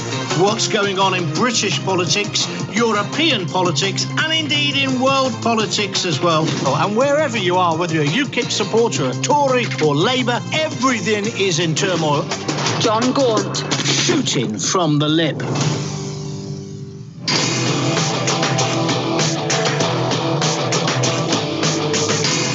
Fault Lines. And we're back. You're listening to Fault Lines with Thomas and Stranahan. And you could be listening to some people calling into the show soon, too, because our phone lines are now open. The phone number is 202-521-1320. That is 202-521-1320. And you know what? We can either continue this conversation, which I find hilarious, or we can switch to another one. Do you have a preference here, Jamarl? I don't have a preference. I mean, I like talking about UFOs. I think it's fascinating. But we can talk about anything. I know the audience may not necessarily be on that wavelength at 8 in the morning. My wife, she was joking me yesterday, right? We did the contributor appreciation. And somebody was asking, they was like, does he act like this in person? And she's like, girl, she says, 2 in the morning, I'm laying down, and he comes and asks me, is it a woman's responsibility? What is it? It's a social responsibility to have kids. Now, I asked her this. That's true, but she's joking me on this, trying to make the point that, yes, he acts and thinks this way pretty much all times of the day and night. It's not just on the show. And she was making the point of how difficult it is to live with somebody like me. Fair enough. But I'm going to ask you, is having kids a social responsibility? It was because in the book, they were having this argument about kids, families, etc., and how those relate to whether it's a communal responsibility or whether it's an individualistic responsibility or endeavor. And the person in the book was arguing, no, it's a social responsibility. Now, she was angry at me that I asked her that at 2 in the morning. I thought she was awake, to be fair. So I'm going to ask you, is having kids a social responsibility? So first of all, I'm going to pull the exact opposite. And I could take I genuinely by any means at all, I don't take the position that having social kids is a social irresponsibility, but some people would have that take if they're worried about stuff like overpopulation. I think the opposite. I think having more kids is a good thing. But the whole idea of social responsibility as such, I mean, at heart, like I grew up thinking about philosophical stuff. And unless you get religious or unless you get really into your philosophy, you tend to get more nihilistic over time, or at least more laissez-faire when it comes to ideas fundamentally like responsibility and duty and ethics and things like that. It doesn't mean, ideally at least, it doesn't mean that you get less ethical. It just means that, you're more willing to like travel in different lands conceptually, so to speak, and hear out different ideas about, this is what you should do, this is who you should be, this is fundamentally how humanity works, et cetera, et cetera, et cetera. So I'm going to pivot and put it back on you, Jamarl. What do you mean by social responsibility? What's your idea of responsibility in this context? Well, in this context, what I mean by social responsibility, is it a social good to have kids? Now, meaning whatever collective way you guys have organized yourself and everything like that, is it one of those things where society itself requires kids? The answer is yeah. I mean, you can't have a society without kids. So does the society itself as a collective have a certain responsibility to the child, and does the parents that have that child have a certain responsibility to the society? I mean, these questions immediately come up from this. I hear what you're saying, but it's slightly different than the way I think about responsibility. Must we do what is good, or is it merely that it is good to do good, and we have a choice about whether or not we should do good, and if you don't do good, we shouldn't blame you for it exactly. If you do neutral, that's also okay. Right. But if you do good, you're particularly admirable, that kind of thing. Like in other words, is it a bad to not do good? No. Well, it depends on this situation. If it's a bad no, it's not bad to not have kids. At least I don't think. But does your society require it? Yes. And if your society requires it, will society consider it to be a good? Almost implacably, yes. It has to be. It can't exist without them. I don't know, man. I see a lot of wealthy bachelors and single cat ladies out there. I don't mean to and wealthy bachelorettes and single cat men too. Like I see, there's the traditional gender take, and then there's the pivot on it, which both are equally accurate in this day and age. But I see a lot of both of those, and they seem to be socially sanctioned. They seem to be doing okay. Some people criticize them, sure, but they have friends, they have functioning families, and don't misunderstand probably me. Very good lives, and you also know they do good for society. That there's a such thing as an absolute value, and so the society itself requires kids. It requires families to come together in that way to keep a kind of cohesion, a society together. From a larger context, though, no, it doesn't matter. It only matters from a societal standpoint. The value that's placed on it is entirely dependent upon what is placing the value on it. Somebody else, like you said, a cat lady, may not care one iota. She may not care. What I'm asking is... She has her cats. Yeah, she has her cat. She's good. She's good. The societal good thing is fascinating to me, because the moment that you come away and say, yeah, fair enough, it's a societal good. Okay, then does society have a responsibility to the kids? Meaning, if it is indeed a societal good, if it is something that we require to actually function, because again, if you don't have enough kids, who build the roads? Who's in the checkout counter? Who's pouring your coffee? Who's doing all of these things? Who's arming the stores in Jeff Bezos's sweatshops? Like, who's doing those things? If society requires those things, and if society requires them, shouldn't society have a certain responsibility back to those kids? My answer is yes, it should. Meaning, if you want, I think. Well, but here's the thing: society may, but does government? And that's where things get a little bit murkier. That's the breakdown. But there should be an overlay on those things. That's kind of the and I think this gets to the point that Daniel Lazar is making. There's a disconnect between what society wants and needs versus what government is doing, and that can't continue. Well, can't the complete conjoinder of society and government be used to justify the worst excesses of fascism? Yes. Wasn't fascism, if you look back at it, that's like what comes out of that exact fusion of two previously sort of distinct spheres, one of culture and one of power, where if you bring society and your government into the same grasp, then what you get is the state acting as if it had the complete mandate of society, and effectively ruling over society as whether it's a patriarchy. Historically, it's been a patriarchy in fascist societies, but with that sort of completely overbearing, completely dominating, completely representative, role. It isn't that kind of a social bad. Haven't we rejected that? For example, FDR had a societal mandate. You can have a mandate, meaning your society can be entirely in agreement with what you are doing, but your society can also lose that agreement with you if you're doing something that society doesn't want. Meaning, if, for example, let's say people get what they want. Let's say Medicare for all becomes 90%, 95% successful. And you get a government that says, you know what, we're going to implement this. We're going to do this. You even get Republicans saying, okay, fair enough, we're going to do it. Now, they're not going to go all the way, but they're going to do it. Is that a mandate? That's not tyranny. That's them doing what society wants. That's exactly what you would want. We get the opposite. where the government doesn't basically do any of that stuff, gives you crumbs and say, hey, aren't you satisfied with it? But at any point, society can change its mind and say it doesn't like what government is doing. I'm not talking about government in a kind of tyranny.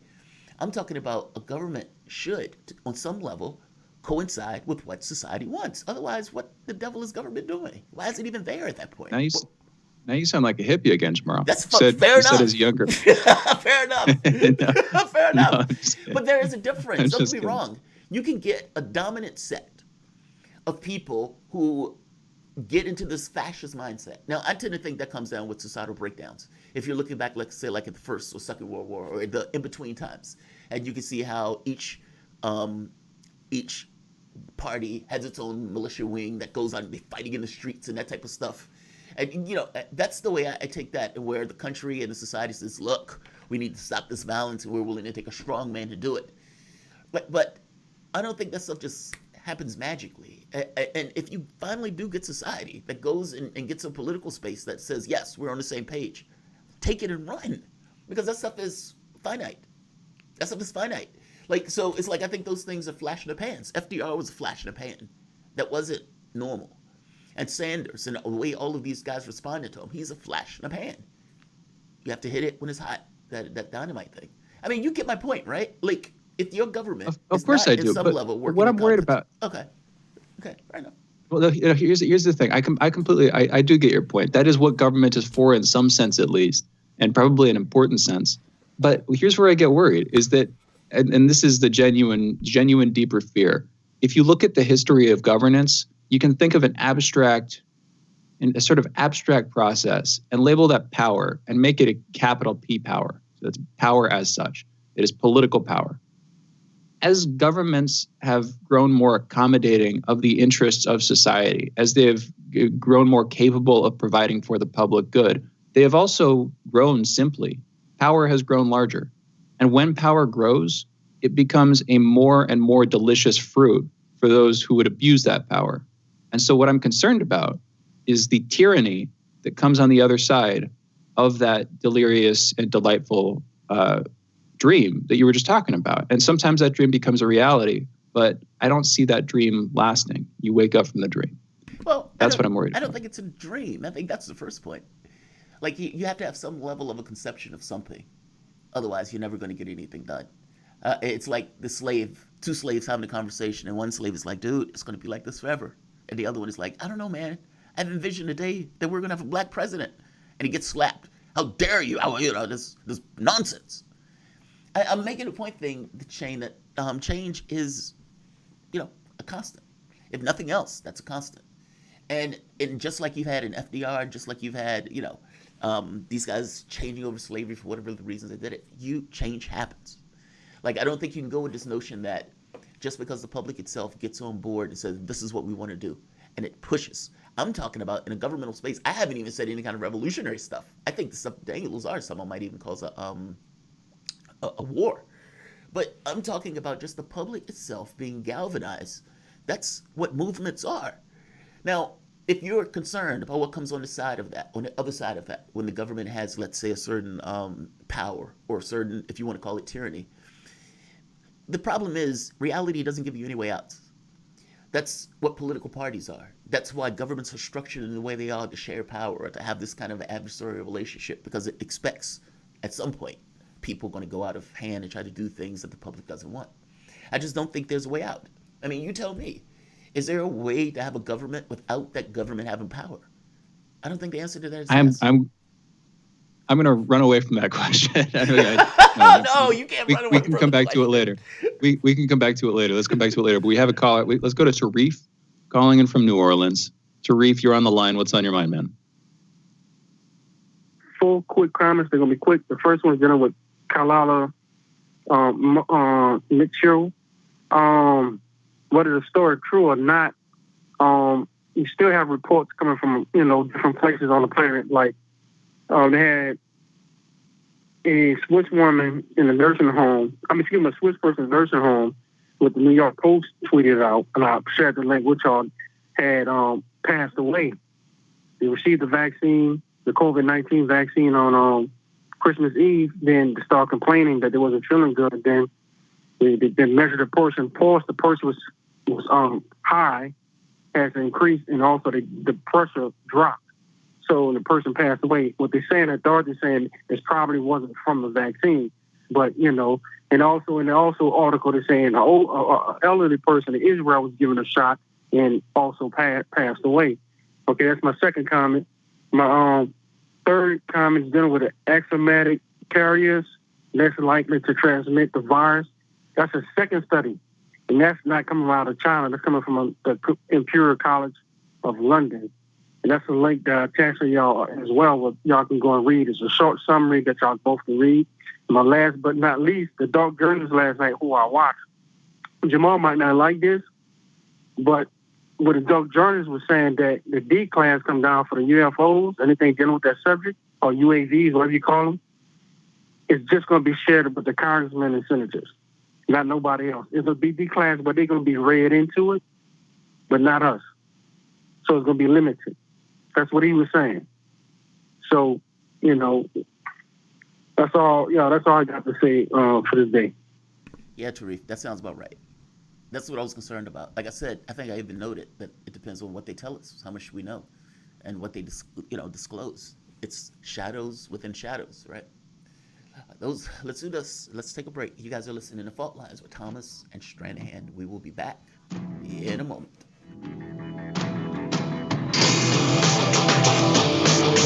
Fault Lines. We are above all the latest developments, and we don't take any sides. Radio Sputnik, telling the untold. Feeling kind of blue, but maybe also kind of red, and kind of purple, and kind of alone? You've got a friend on Radio Sputnik.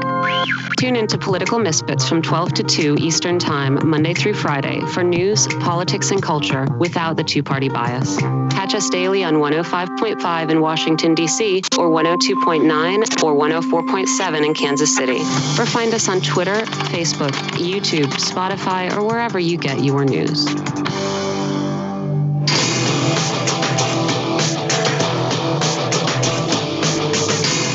Fault Lines. Welcome back to Fault Lines on Radio Sputnik. My name is Jamarl Thomas. I'm joined by my co-host Shane Stranahan, coming to you live out of our station in Washington, D.C. Joining us is Associate Professor of Economics at the University of Missouri, Kansas City, Dr. Linwood Tauheed. Dr. Linwood, or Dr. Tauheed, welcome to the show. Thank you, sir. Either name. Absolutely. Would you say either name? No. I want to get it right. You got the doctor. You deserve it. I mean, you deserve to be addressed correctly. Dr. Tauheed, we, from our reckoning, have hit what is probably on several magnitudes of the Great Depression. And I can go back and I can listen to FDR's speech on the Great Depression. We have nothing to fear but fear itself. Many people will probably know the words, but maybe not necessarily know what he was talking about. He was talking about basically dealing with the issues concerning the Great Depression. We've hit something on a larger magnitude than that, and it doesn't necessarily seem that the political leaders, especially Democrats, they don't seem to get it. It doesn't seem like how they are acting, the behavior. I mean, Joe Biden basically calling Pelosi saying, hey, a lower stimulus is okay. Doesn't seem to commiserate, doesn't seem to balance itself with what is taking place from the standpoint of the economic damage to a large share of the American workers. What do you think about this? Basically, the stimulus that these guys are pushing, and is this a stimulus at all? Well, it's billed as relief, right? Not as stimulus. Relief meaning it's intended to get us back to somewhere where we were before this downturn occurred. We were at 3.2% unemployment. We are still more than twice that. At the height of this current downturn, unemployment was near 20%. That occurred in a couple of months, let's say a 3-month period. The Great Depression, the recorded unemployment rate was 25%. That was in 1933, 3 years after the Great Depression started. So we went to Great Depression level of unemployment in 3 months as opposed to 3 years. We still have not returned back to the downturn in the economy that occurred in the Great Recession of 2008, and that recovery is slowing. So I would say we're not really recovering. We are going into another downturn, and so the comparison to the Great Depression is, I think, appropriate. We are in fact doing worse and recovering. We're recovering quicker, but of course we dropped quicker. But that recovery is uneven. There are some who really had very little effect from this downturn because of COVID.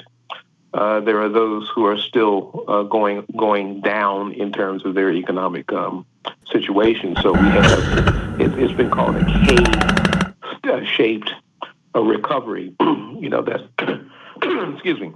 This is the first time that that anyone has used that kind of terminology. But the K-shape is some are going up and some are going down. There are those, for example, who could work at home, who kept their jobs, kept their income, in fact, may have decreased their expenses because they're not driving. There are those who still have not recovered. There are still 10 million people out of the 20 million who lost their jobs who are still out of work.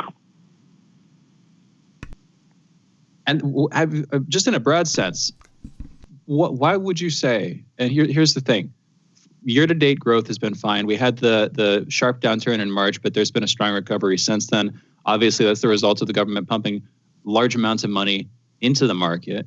But why would you say that we're facing another downturn or we're entering into another downturn? And I guess here's where I'm asking, almost from an investor's perspective, but just generally from the perspective of somebody who wants to track the market, who wants to understand, when we're going to go up, when we're going to go down, and roughly the underlying reasons for why we're going in either direction. What leads you to say that? What could I use as a sort of layperson to judge which way we're going and when we're going to go there? Dr. Tauheed.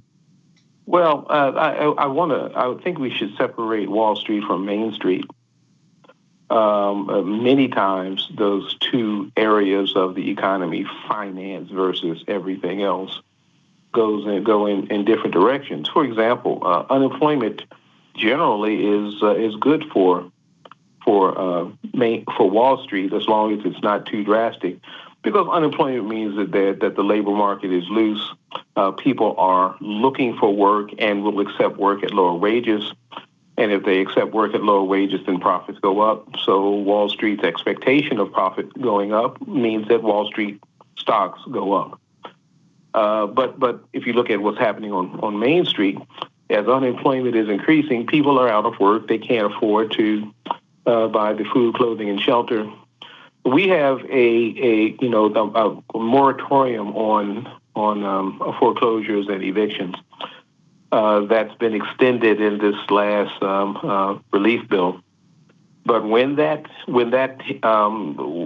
moratorium is lifted, there will be up to 40 million people estimated who will have been unable to pay their rent or their mortgages, and the eviction processes will start. And so we just pushed that can down the road. Instead of providing enough income to people to pay their rent and their mortgages, we've delayed that. That will be into the Biden administration. And unfortunately, it looks as if the positioning and the direction of the Biden administration is into austerity. That is, from the point of view that the government has spent lots of money, trillions of dollars to keep relief going during this part of the pandemic. And when you get into an austerity program, it's like we spent all of our money, we have no more. Now, that's not true. But if you believe that philosophy, that means that when people are losing their homes and for foreclosures or evictions, the government will be reluctant to step in and help. This bill also does not have support for state and local government.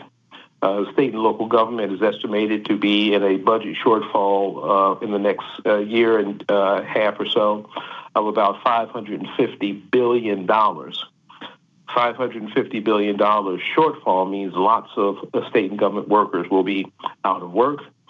They don't have income, and so they can't spend, and so others will be out of work as a result of that. There's a multiplier effect. In addition, state and local government services will be cut short and eliminated. And so social services for folks who are needing it will also be cut. We are heading into a much deeper crisis than we've been before. It's not just an unemployment crisis; it is a social service crisis as well. And it doesn't seem that Biden gets it. I mean, this is because to me, when I look at what's going on, like you said, the number of people that are facing evictions, the number of people that are in those bread lines or these modern day bread lines, those things are horrendous to watch. New York Times was even having conversations with the various people who were there. There was like a grandmother who was just hoping to get meat. Like, this is the conditions that we've put our population in because we weren't necessarily attending to our affairs. What is Biden's administration going to do about this? Because you're right. This is going to be basically in Joe Biden's administration, even though it might have started in Trump's administration. You can kind of make an argument that giving 95% of the income gains to the top 1%, that number is profound to me. That's why I always repeat it. Under Obama was also something that wasn't doing things well. Before COVID hit, 42% of the population made $18,000 a year or less. That's basically poverty. I mean, that is literal poverty, even by our own standards, where you have basically half of the country. And then you hit COVID.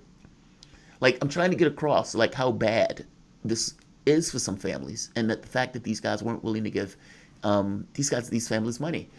From Biden coming into office, what is Joe Biden going to do? Like you say, he's seeming to be projecting austerity.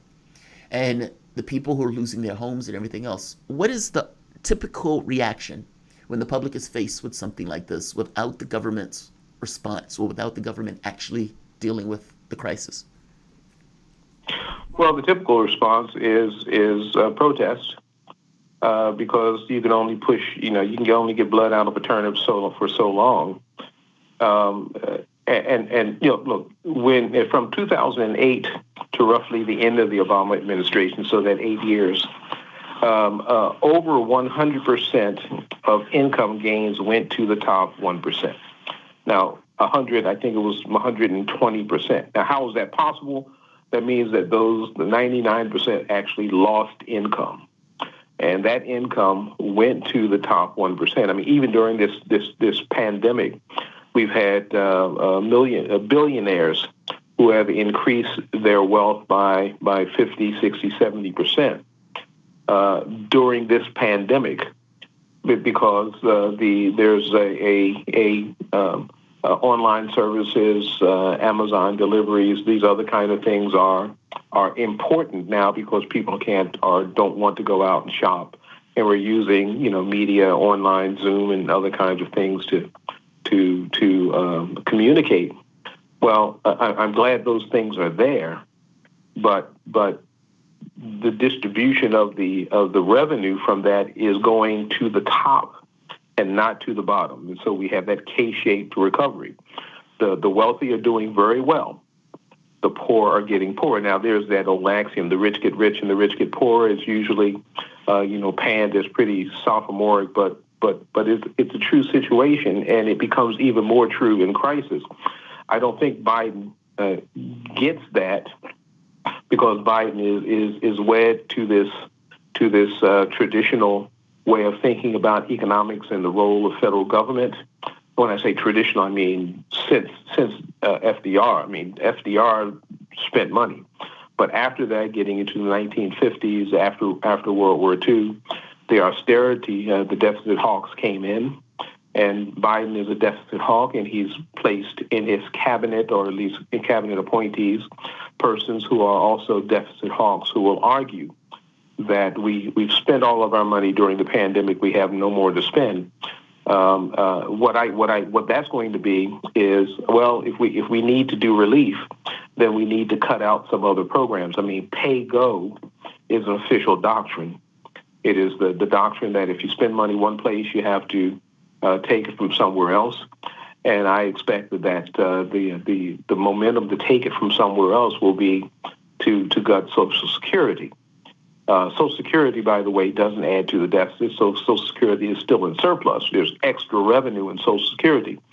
But the Republicans have been wanting to gut Social Security since the New Deal. And Joe Biden has been someone who has proposed decreasing Social Security benefits for 4 decades. Yes, he has. 47 years. Yeah, and so there's a saying, never always take advantage of a crisis. And so this crisis situation will give, I think, those who are deficit hawks an idea that this is a time to start pulling back on social programs. That needs to be resisted because monetarily, in terms of money, it is not true. The federal government can never run out of money, can always have enough money. I'm so glad you said that. State and local government not.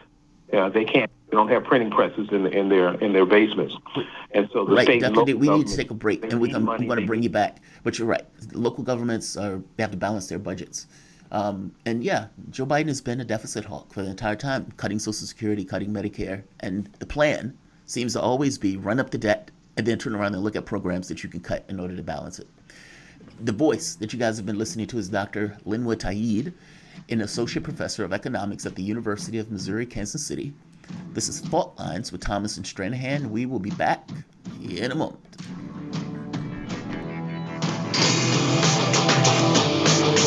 Fault Lines. Are you bored? Are you lonely? Do you need a hug? Well, we can't give you that, but we can keep you up to date on Radio Sputnik. We are talking 24 hours a day, 7 days a week. You are listening. We give you the most essential out of the endless information space. Radio Sputnik, telling the untold.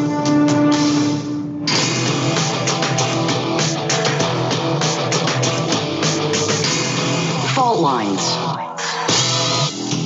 And we're back. You're listening to Fault Lines with Thomas and Stranahan and our guest, Dr. Linwood Tauheed. He is an associate professor of economics at the University of Missouri, Kansas City, and you can follow him on Twitter at Linwood Tauheed, Tauheed being spelled Tauheed.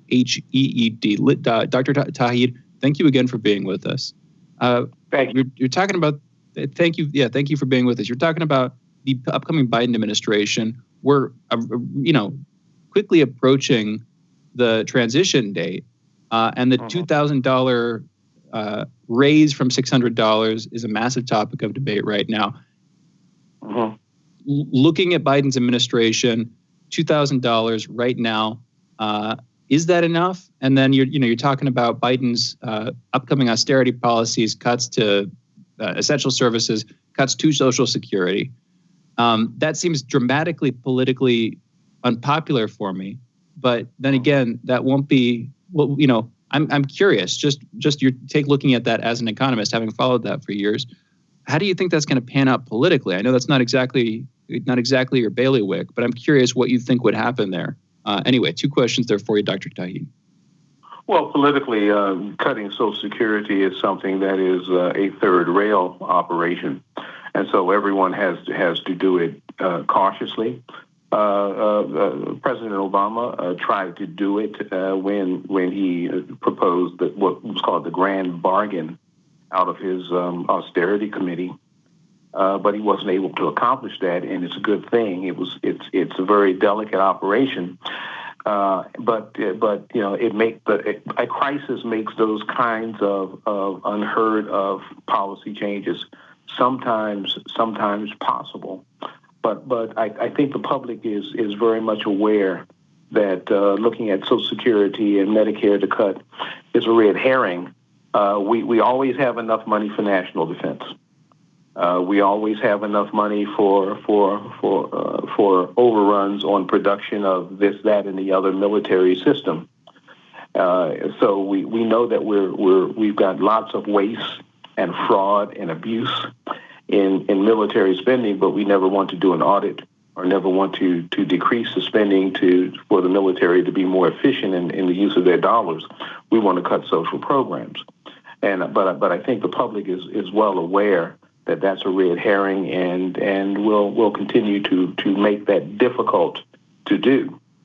And so, the Biden administration will be just another administration to try to do that. One of the things that the Bush II administration attempted to do was to privatize Social Security, but that administration wasn't able to get that done either. So Social Security has been a target since the New Deal. This is not a new thing.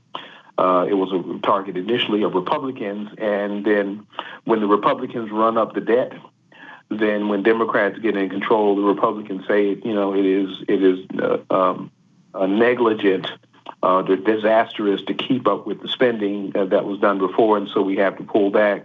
And the Democrats fall for that trick, I think, because they're not FDR Democrats any longer; they're corporate Democrats. And privatizing something like Social Security is in the interest of the insurance industry, and so those are the donors to their campaigns, and so they move in those directions. I think the public because of social media and because of discussions of things like modern monetary theory and others, the public is well aware that decreasing Social Security and Medicare doesn't have to occur. In fact, it shouldn't occur. Progressives are arguing that we should increase Social Security and Medicare and, of course, universal health care and all of those things. This pandemic has also made universal health care even more necessary and apparent. There's an estimated 14 million persons who lost their primary health insurance as a result of losing their jobs. And so the connection of health insurance to being employed is also obviously a problem that a Medicare for All or some system like that would fix. And so the disaster is bringing an opportunity for deficit hawks, but also bringing an opportunity for those who understand that the government has enough money to support it. I mean, Dr. Tauheed, I think my concern kind of goes there, that just because the public supports something doesn't necessarily mean it gets articulated in the political space. In fact, I would go so far as to say it's the opposite. We've had a complete decapitation of the government itself being able to deliver what the society wants. I can go down the list in regards to policies. You pointed out to Medicare for All. Medicare for All among Democrats has 88% support. That number is phenomenal. That is almost unanimous support. And yet the House, the Senate, and the presidency within the context of the Democratic Party, all of these guys disagree with the policy to the point where it can't even come up for a vote. Like, so if that's true, and you've had this kind of decapitation of your political space where it no longer basically pays attention to what the public wants, it's not even receptive to the members of his own party at this point. Like, so I guess my concern is, yes, the public wants these things. No, the political instrument is not capable of delivering them. And the media would even go so far as to give this kind of a narrow interpretation of politics. So MMT and those type of things are off the table for discussion. What is on the table is, should we cut Social Security, and how much should we cut it by? Meaning the public gets brainwashed all in this stuff where the honest debates about best interests of the public is not even on the table. So I feel you in this. What makes you confident that the public would be aware if they tried to get rid of these programs, or if they were trying to shirk them in some way? What response could the public have? I guess I'm saying I don't see that response. We got Joe Biden as a president of the United States showing us on some level the influence of media in our political affairs and to change the perspective of the public. How do you know? Are you confident that we make it out of this presidency without Social Security being used as a boogeyman to be cut? Oh, I think Social Security will be used as a boogeyman, but these kind of things take time, and there's not this quote revolutionary moment where one day, where the next day is going to be different than the previous day. The education of the public to modern monetary theory or to other issues has been a slow process, but it's gaining traction. The Biden administration, I expect to attempt to put forward some Social Security cutting measures, and for that to be debated in the public. And I think the public will push back on that. I forget, there was a Tip O'Neill who said all politics is local. So even though the Biden administration may push that forward, it's local congresspersons and senators that can be considered local who will have to vote for this. And the public, has some ability every 2 years to vote in or vote out some more progressive or continue with the current conservatism. And I think that's the push of progressives to deal with local to vote in more local progressive congressional leaders, I think, is the way this has to go. Now, again, that is a slow process, but I think you can back enough of the local leaders off, local politicians off, by threatening to run more progressive candidates. In fact, I think you should do that anyway, by running more progressive candidates against them, and you can forestall the attack ideologically. I don't know that many members of Congress would want to cut Social Security, care for the elderly and so forth. But their donors want to see that happen, and you have to push back. The donors have lots of money, but only few votes. Progressive politics is going to grassroots organizing. Certainly, Bernie Sanders has shown that you can raise lots of money by grassroots organizing, and so that has to continue on. So there's no eureka moment in which this is going to happen. This is a long process of resisting those kinds of detrimental changes to the public welfare. Dr. Tauheed, if you're down, let's talk about modern monetary theory for a second, MMT. It seems like the natural result, you put more money into the economy through specific investments. And then in order to get that money out of the economy, you effectively tax it. And it seems like where you tax that money, which people you're taxing, is going to be one of the main political obstacles there. And this quick, assuming for a second that you tax the people who have more of it, that you tax the wealthy, what you get is capital flight. I'm curious, where would that capital flee to? That's one of these questions at this point. What country would it be into the European Union? What would that process look like? And wouldn't that, one way of looking at this, wouldn't that, represent a sort of nominal downturn in the stock market or the economy? What would that process look like? How would you see that happening, Dr. Tauheed? Well, first of all, modern monetary theory, among many things, has the evidence, provides the evidence that government spending is what generates wealth. Without an injection of new money into the economy, there's simply a circulation of the old money, and so there's no increase in wealth in the economy. So an injection of new money into the economy, which only the federal government can do, is what causes an increase in wealth in the economy. Now, some would argue that banks create new money, but that's money you have to pay back. So the money that's put into the economy by banks goes back to banks when it's repaid, and then an interest has to be repaid, and that interest money has to come from a new source, not from banks. It comes from the federal government. And so if there is an injection of money into the economy, what taxation does is make sure that all of that money doesn't flow into the bank accounts of the wealthy. That money needs to flow into the bank accounts of those who are not wealthy.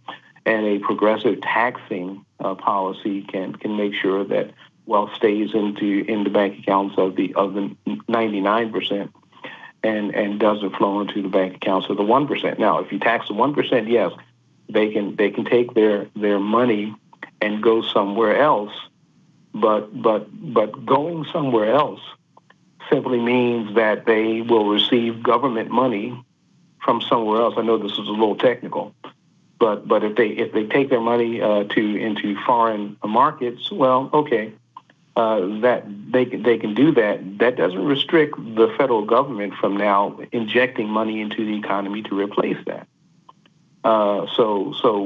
We should look at government injection or government deficits as investments instead of costs. Now, it does matter what kind of things you invest in. If you invest in schools and bridges and highways, that's positive for the economy. If you invest in cruise missiles, well, maybe that's necessary for national defense. 30. But it doesn't create anything in the economy that people can buy. So Dr. Tauheed, we have to close it here. I completely agree with you on that point. We should come back to this conversation some other time, and thank you for joining us. For those listening, that was Dr. Linwood Tauheed, Associate Professor of Economics at the University of Missouri, Kansas City. You can, and you should, by the way, follow him on Twitter at Dr. Linwood Tauheed. That is Tauheed. You're listening to Fault Lines with Thomas and Stranahan. We'll be back in just a minute on the other side of this break with headlines and our last hour this year.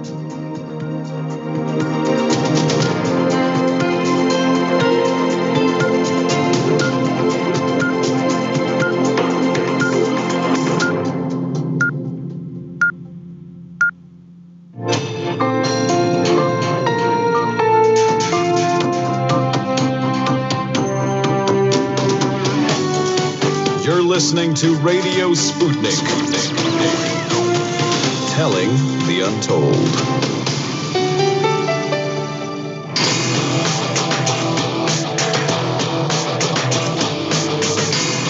Fault lines.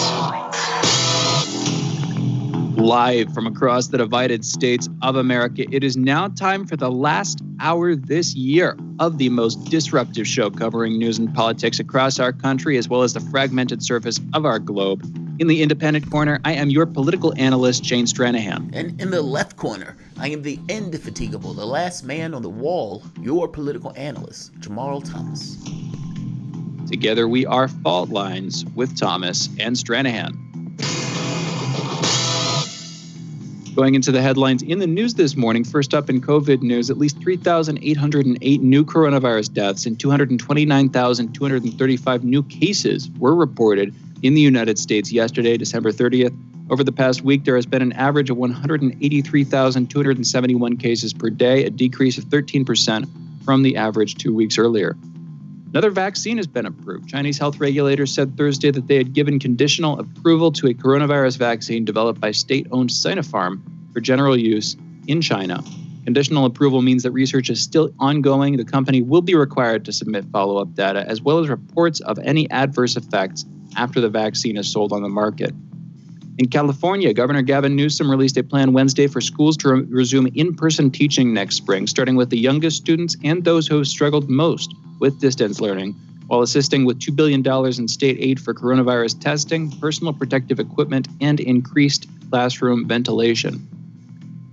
New York Governor Andrew Cuomo announced during a press briefing that New York State will allow some 6,700 fans with negative coronavirus test results to attend a Buffalo Bills playoff game in a first-ever pilot plan to safely reopen businesses. BioReference laboratories will conduct testing before the game, and fans will be required to show negative test results to be allowed inside the stadium. Post-contact tracing will also be initiated. An article from Daily Poster was released this morning outlining yesterday's congressional activities as Senate Democrats' motion to concede on the $2,000 stimulus checks. Not happening yet. A U.S. Senate investigation has discovered that the Barack Obama administration in 2014 approved sending government funds to an organization that had been sanctioned for its ties to terrorism. The transaction between World Vision United States, a nonprofit humanitarian agency, and the Islamic Relief Agency was revealed on the 22nd of December in a report recently released by Senate Finance Committee Chairman Chuck Grassley. A probe into the connections between World Vision and Israel was launched in February of 2019. That investigation found that World Vision had not known that Israel had been sanctioned by the U.S. since 2004 after channeling an estimated sum of $5 million to Maktab al-Qidamat, also known as the Afghan Service Bureau, the precursor organization to al-Qaeda controlled by Osama bin Laden. Within the $2.3 trillion stimulus package and government funding bill signed on December 27th by Trump, one provision seemed to fly under the radar as it was inserted into the annual Intelligence Authorization Act and not in the actual text of the massive relief package. The provision sets a distinct timeline for the Defense Department and spy agencies to reveal all the information currently at their disposal pertaining to unidentified flying objects. The provision was included as a, quote, committee comment, end quote, from Senate Intelligence Committee Acting Chairman Marco Rubio. The Director of National Intelligence, Secretary of Defense, and the heads of such other agencies are instructed to submit a report within 180 days of the date of enactment of the Act to the Congressional Intelligence and Armed Services Committees on Unidentified Aerial Phenomena. All relevant agencies were urged to disclose data on observed airborne objects that have not been identified. Information was to present a detailed analysis of unidentified phenomena data collected by A, geospatial intelligence, B, signals intelligence, C, human intelligence, and D, measurement and signals intelligence. Furthermore, the provision requires the detailed analysis be provided of FBI data gleaned from investigations of intrusions of unidentified aerial phenomena data over restricted United States airspace, and an assessment of whether this unidentified aerial phenomena activity may be attributed to one or more foreign adversaries.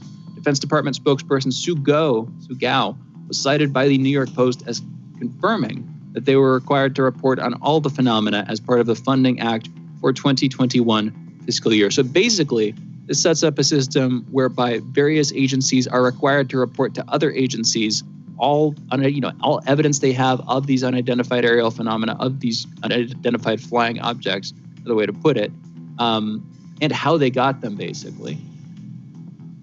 Treasury Department released a statement yesterday announcing sanctions on a Venezuelan judge and prosecutor over their roles in the sentencing of 6 former U.S. executives of Citgo, the oil company. The statement said, quote, today the U.S. Department of the Treasury's Office of Foreign Assets Control designated Venezuelan Judge Lorena Carolina Cornelius Ruiz and Venezuelan prosecutor Ramon Antonio Torres Espinoza, the Venezuelan government officials who presided over and prosecuted the November 2020 trial and sentencing of 6 U.S. persons in Venezuela. Jose Pereira, the Citgo ex-president, was sentenced to 13 years in prison for embezzlement, cooperation with contractors, and criminal association. Another 5 former executives were sentenced to jail terms ranging from 8 to 10 years. An Algerian lawmaker has proposed a bill that would prohibit promoting the normalization of ties with Israel in Algerian media. The move comes after neighbor Morocco became the latest Arab nation to agree to a peace deal with Israel earlier this month, a trend Algiers has denounced. Amira Salim, a member of the Algerian party from the Democratic National Rally Party, explained that she aims to prevent debates that would, quote, lead to deep ideological differences, end quote, threatening, quote, the public order and the stability of the state and society, end quote. And in our last headline here, Tesla has gone live with its largest supercharger station yet, with 72 rapid charging stalls in Shanghai, China. Based on observations from Tesla owners in the area, it appears that the site includes V2 supercharger stalls. And with that, those are our headlines. You're listening to Fault Lines with Thomas and Stranahan. All right, and before we get into a conversation, we got a few minutes here. A quick note, we are not going to be on the air tomorrow. Tomorrow is New Year's Day, federal holiday. We're off the air, so if you don't hear us then, don't freak out. We're just taking a break. And then, of course, a slightly longer break over the weekend, too. We will be back on Monday, the 4th of January of this coming year, and hopefully that will be, one of a number of easy breezy days that inaugurates a relatively pacific year. Coronavirus pandemic still in full swing at its peak in the United States. So it's a little bit like that one meme with the dog in the burning room saying this, everything is fine. This is fine. But yeah, hopefully 2021 is better than 2020 is where I'm going with this. I don't know, Jamarl. Let's turn to that for a second. What do you think? How is 2021 going to be compared to this last year? Will it be worse? I gotta better, be honest, 2020 exactly the same. Sucked. I mean, it's so bizarre because it's complicated. We started, political misfits in 2020. We moved up here in 2020. We got the position on fault lines in 2020. But we're also in the process where my grandmother is dying. The dog died. I ended up with all sorts of medical stuff. So it's like this kind of weird, complicated year. That's just in your personal life. Yeah, that's just in personal life. I mean, I've been seeing people on Twitter talk about, one gentleman, I think Mark Lamont, he said his sister died today and his mom died or dad died last week, and this is the worst year ever. I've just been seeing people, and this could be you have a mini and you start seeing minis, so that's fair enough. But there just seems to be a lot of chatter about 2020 being a very rough year. And considering, and that makes sense, 340,000 people have died from COVID, not to mention the people who are ill and stuff like that. So I suppose it makes sense that it wouldn't just be a singular, horrible year, that it would be spread out. But no, this year has been very strange, and not even for COVID. That's the wild part. Like, the thing that everybody else is complaining about was the thing that I wasn't entirely touched by. It was the other stuff I was touched by. Like, even, what is the other thing? It's that, I always call it scruples. It's not scruples. But even that, what is it called? It's not scruples. What is it? Yeah, shingles. Even that. It's like you're supposed to be like 60 years old before you get it. I'm like 40 something. Like, it was just, this year was so bizarre. And it's like it was trying to take our head off. I, for one, am glad that 2020 is on its way up. And 2021, I suppose, it could always get worse. But hopefully, not so much. So, what about you? Yeah, how's your 2020 been? I mean, are you in one of this camp of like, yes, let this thing die in its, in its death, in its nursery? Or are you in the camp that, no, 2020 wasn't a bad year? Unequivocally, 2020 was the worst year of my life. But really, but you got to explain that one. Yes. No, I'm not going to get too deep into it. There's personal medical stuff. There's the wider societal crisis, and then there are a series of traumatic events in the family. And when I say traumatic, I mean seriously traumatic in different ways. So that's been rough. Plus, I've got this skin condition thing that's ongoing. You be lucky, followers of Jamarl's feed, that you get to see his face and not mine, because I can tell you right now it is not pretty. But there are a couple of upsides too. The clouds almost always have a silver lining, even when it's gloomy, even when it's rainy. Sometimes the sun peeks through. And thankfully, this job and a couple of other events, my relationship with my brother, those are strong. Those are stronger than ever. So and overall, I've got to say, I probably have had a pretty darn lucky life compared to not just the mass of humanity throughout history, but the spate of people alive today. Everybody who lives, in 2020 on the verge of 2021, I'm doing probably pretty well among them. So there's only so much I can actually lament here. But yeah, hopefully 2021 is better for everybody, because 2020 was rough. Yeah, a lot of people died. And even if you didn't die, which some people would just say is an escape from this veil of tears. That's pretty dismal even for me. But even if you didn't die, you're like stuck in this weird limbo where, you're probably being kept from seeing a lot of the people you love. You're probably in this strange place. So hopefully that ends soon too. Hopefully this whole thing passes like a forgotten storm. But I'm not sure it will. The pandemic appears to be lingering. Biden will probably make our whole geopolitical situation worse and quickly. But we'll see. You can still have your hope. Oh, Fauci is also going to still be there, so you even have that one. Absolutely. I'm sorry, I'm teasing you about Fauci. That's all. I'm sorry. No, you're right. It's morbid. It's morbid. No, yeah, it is. It is. All right. You know what? Let's come back. Actually, let's come back for a second to the UFOs here, if you're down. This news is interesting because while it is official that they've officially confirmed this stuff, it's also setting up an official process whereby the public is not going to be informed of what's going on. Isn't that which, weird? If anything, I mean isn't that strange? That's been happening for a long time. It has, yeah, but that's weirder the weird on thing. this, because they're basically saying we're going to collect all this information, meaning we're collecting it, but we're not going to tell you. You're like, come on. Yeah, no, that's exactly the thing. And I mean, for all of the sort of like believers over the decades looking at this stuff in a weird way, this is more of a slap in the face. It's like, yeah, we know this stuff is going on. We're going to look into it, but we're not going to tell you what we're finding. Yeah, it's just a little bit shameful. Anyway. Yeah, it is shameful.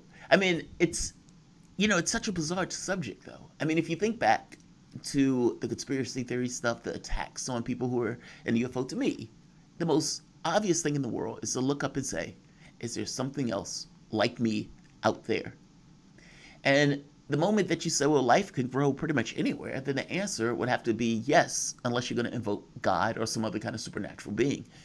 Life seems to just be. Wherever it gets the opportunity to be, it seems to just be. We make certain assumptions that it's going to be like us, because how can you make an assumption of something that you don't particularly know?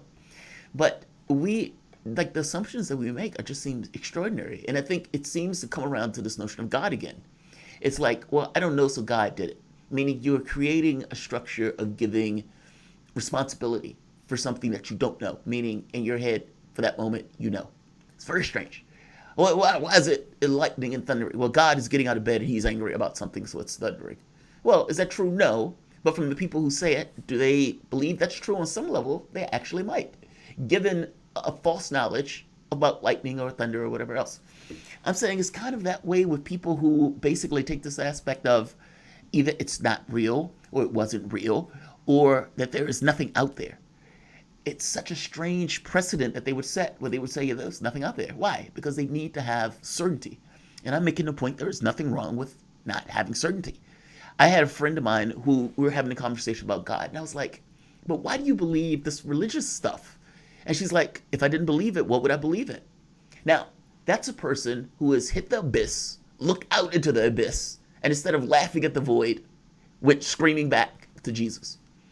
I'm saying that we have this weird quirk about needing certainty, needing to know. And so people would just say, oh, nothing is out there. It doesn't exist, et cetera, et cetera. Well, your government has just confirmed it does. And that is something that the public is going to have to deal with. And I am radically curious on how the public does. Does the public ignore it? Or does the public accept that, oh my God, there's a there there? And what does it mean that there's a there there? You guys are listening to Fault Lines with Thomas and Stranahan. We will be back in a moment.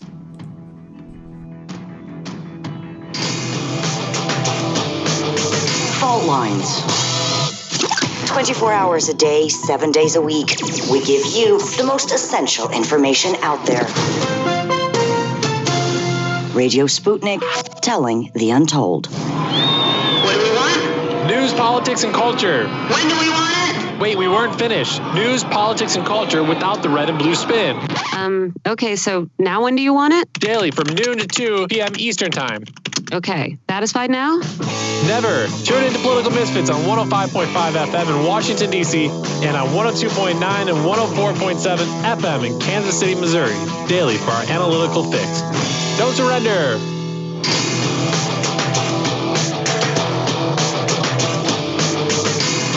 Fault Lines. And we're back. You're listening to Fault Lines with Thomas and Stranahan and Ritter. We are joined for this segment and the next by Scott Ritter, former UN weapons inspector and WMD whistleblower. And you can follow Scott on Twitter at @RealScottRitter. Scott, thank you for joining us this morning. How are you doing?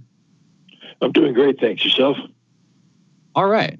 Better for having you with us. Thank you for being here. We're talking about, first up, an article of yours over at responsiblestatecraft.org. The title of that article is Russian Pearl Harbor is Threat Inflation of the Worst Kind. You were referencing in the title of that article, in the body of the article itself, comments by Senator Dick Durbin, Democrat from Illinois, who, as you say, likened the SolarWinds attack to, quote, virtually a declaration of war by Russia on the United States, end quote, referring to it as a sort of cyber Pearl Harbor. You're saying that is a crazy threat inflation. That's a crazy inflation of perceived threat.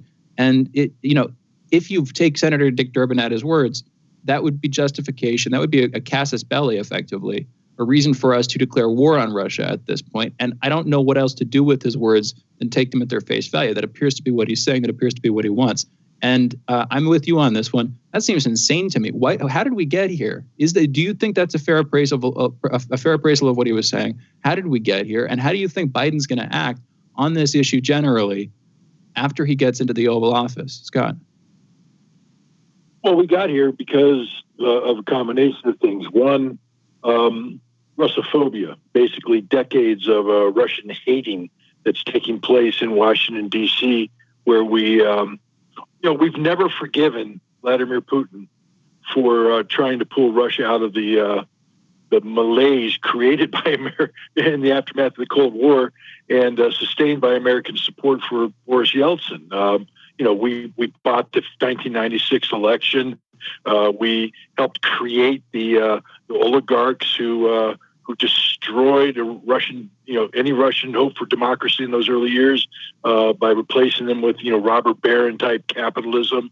And when Yeltsin resigned and put Putin in place, we didn't want that. We wanted a new Yeltsin, and we didn't want somebody who said, "Hey, wait a minute, Russia was a great power, still is a great power, and will continue to be a great power." So, for the last 20 years, we have been opposed to Vladimir Putin and by extension opposed to Russia. We demonize everything Russia does, and we portray Russia as the perpetual boogeyman to justify inflated defense budgets and irresponsible rhetoric. I mean, politicians live on irresponsible rhetoric. You say the harshest things to generate emotions among the masses, to create sound bites for the media to parrot over and over again. That's what Durbin and others have done in this case. Since 2012, there's been a fear among certain people in the United States that a malign actor, state or non-state, could use a cyber attack on critical infrastructure to create what they call a cyber Pearl Harbor, a devastating knockout blow to America's cyber-based infrastructure that would give the attacker an advantage in the early moments of any conflict with the United States. I mean, it's one thing to sit there and say, hey, we need to prepare for this potential. And that's responsible. I mean, anybody who's in a position of power should say, hey, we need to make sure that nobody can deliver a cyber knockout blow. But remember, this isn't just theory.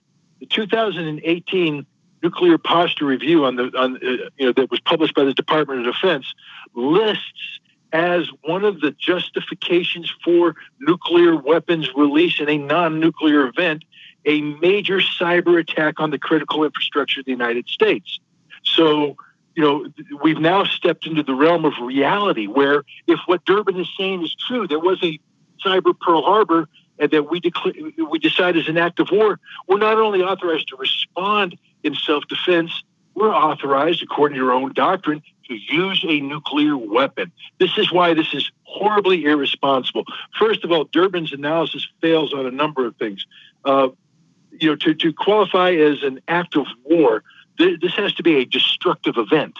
The United States would have had to suffer loss, or the cyber attack would have had to deny America choice, for instance, a choice in an election. That's not what happened. What happened in this SolarWinds attack is purely an intelligence operation on a scale we've never seen before, very successful, but all it did is extract information. It did do damage to the trust and confidence that the public and the government has in its computer networks. But hey, shame on us for allowing a backdoor to exist that was exploitable for 6 to 9 months. Some senators believe even longer. But this was not an act of war. Durbin is horribly irresponsible in talking about this. Now, you asked, what is Biden going to do about this? Biden has surrounded himself with what I call the Putin whisperers, people who are infected with Russophobia, people who have made a career on portraying Russia as the new evil empire. But Biden recognized, he said a couple interesting things. One, he gave the normal rhetoric about, hey, this is dangerous, we need to respond in kind, et cetera. But he also said, we need to start thinking about international rules of the road when it comes to cyber intrusions. Funny thing about that, in 2017, President Trump and President Putin, prior to the Helsinki summit, were both talking about a joint cybersecurity working group. It was poo-pooed by the people here in the United States. Oh no, we don't need to work with Russia. This is giving in to the Russians. This is doing what the Russians want. Vladimir Putin raised it again in September, saying, hey, it's time that we come together and form strategic cybersecurity working groups. Again, dismissed by the United States.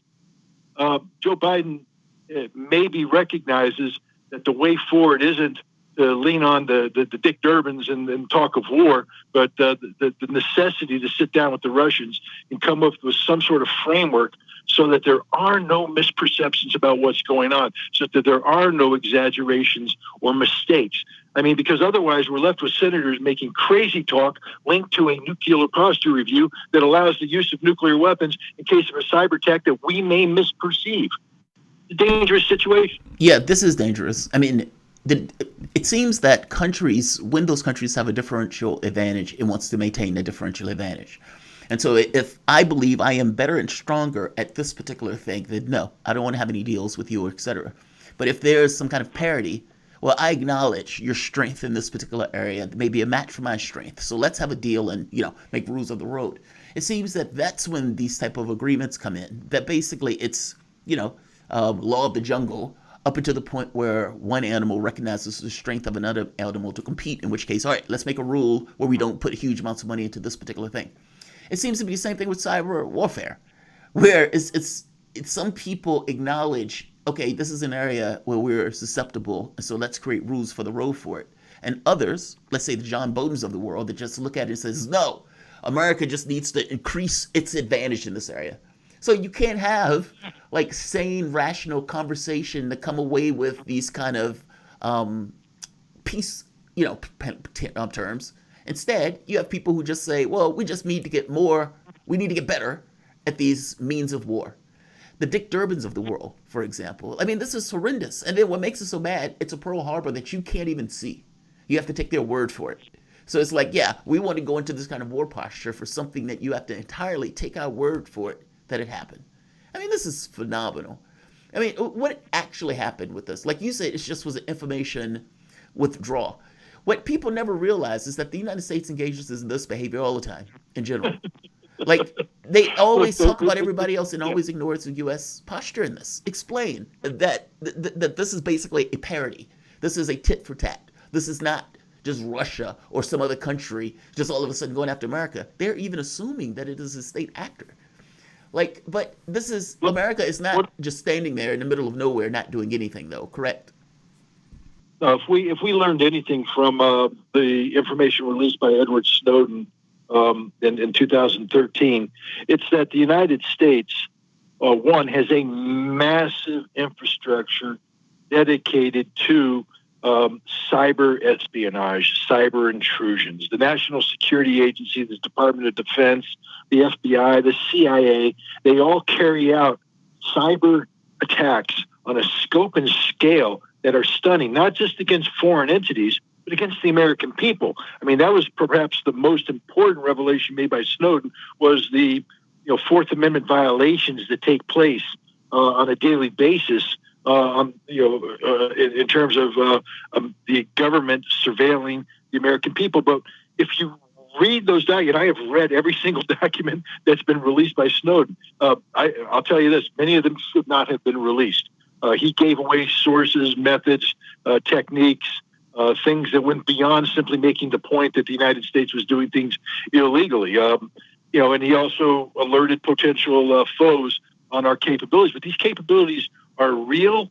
If they were used for what I would call legitimate intelligence purposes, they are fantastic. But in reading Snowden's report, we spy on our allies.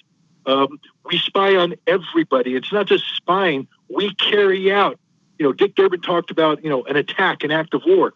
We carry out acts of war against other nations on a daily basis. If you don't think that the Stuxnet virus that was sent against Iran, destroying their centrifuges, was not an act of war, then you don't know what an act of war is. If you don't think what we did to Russia in June 2019, where we dispatched malware to infiltrate the computer networks that control their power grid on a national level, giving us the ability to turn off power to hospitals, to national command and control centers, to military facilities, to traffic lights, to shut down city grids. That's an act of war. We did that. Now, the Russians are, they detected it, they cleaned it up, and they don't make a big stink about it. They just, they simply say, maybe we should talk about this. And I personally believe, even though Russia has denied this, and there's no evidence, and the U.S. government hasn't formally made an attribution, I personally believe that what the SolarWinds attack was carried out by a what they call an advanced persistent threat, APT-29, which are tools and techniques and methodologies that are attributed to proxy forces working under the control of the Russian Foreign Intelligence Service. This is legitimate work if you're an intelligence agency. You go out and spy, but they committed no damage. They didn't delete information. They didn't misrepresent information. They didn't interfere with anything. They simply exploited a back door that Microsoft had built into its software it uses to update, or SolarWinds it used to update Microsoft-based servers. They got in there and they infiltrated the entity that creates the tokens, the certificates that computer networks used to certify people as authorized users, and they went in and they faked their way into over 17,000 networks, and they extracted a lot of information. That's one heck of a good intelligence operation, but it's not a Pearl Harbor, and the Russians are doing it. We're doing the same thing. Nothing occurs in a vacuum, and this is why it's imperative that if you don't want this to spin out of control, you do have to sit down and come up with a joint cybersecurity working group that comes up with the rules of war. We do have rules of the road, so to speak. There's something called the Tallinn Manual 2.0 that NATO helped create in 2013. I think it was updated in 2017. That talks about the kind of actions that can be, cyber events and how you interpreted them, and if they can be construed as war. So we do have a foundational document on, what are the limits of cyber activity. I think we should take that and turn it into some sort of treaty so that everybody's working off the same page of music. I agree with you. I think that would be good too. Yeah. Scott Ritter, we need to go into a break now. When we come back, I want to hear from you, your top stories for this past year and what you think is coming up in 2021, your bold predictions for 2021. You've been listening to the voice of former UN weapons inspector and WMD whistleblower Scott Ritter. You can follow Scott on Twitter at @RealScottRitter. We will be back with him in just a minute. You're listening to Fault Lines with Thomas and Stranahan. Be right back.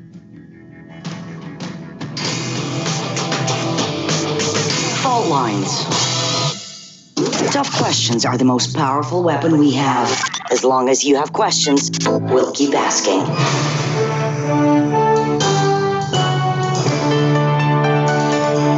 Radio Sputnik. Telling the untold. So Sean, what do you want to talk about today? Well, Bob, that's easy. I want to talk about the need to stop the development of self-driving cars. Again, Sean, you're driving me nuts. I think the self-driving car thing's already out of the gate. No. It's never too late. See, now the leading experts in the field, just pick one, whichever one, leading experts have repeatedly warned us about the dangers of artificial intelligence. Look, I'm telling you, man, we have to stop the robots by any means necessary. I see what you did there. Yep. Tune into our show By Any Means Necessary daily from 2 to 4 p.m. Eastern Time on Radio Sputnik. And don't forget to call in at 3:20 p.m. to our studio number 202-521-1320. And if you miss us live, check us out on SputnikNews.com, Spreaker, iTunes, iHeartRadio, Spotify, or wherever you listen to podcasts to stay up to date on the latest political, social, and economic movements shaping the world around us.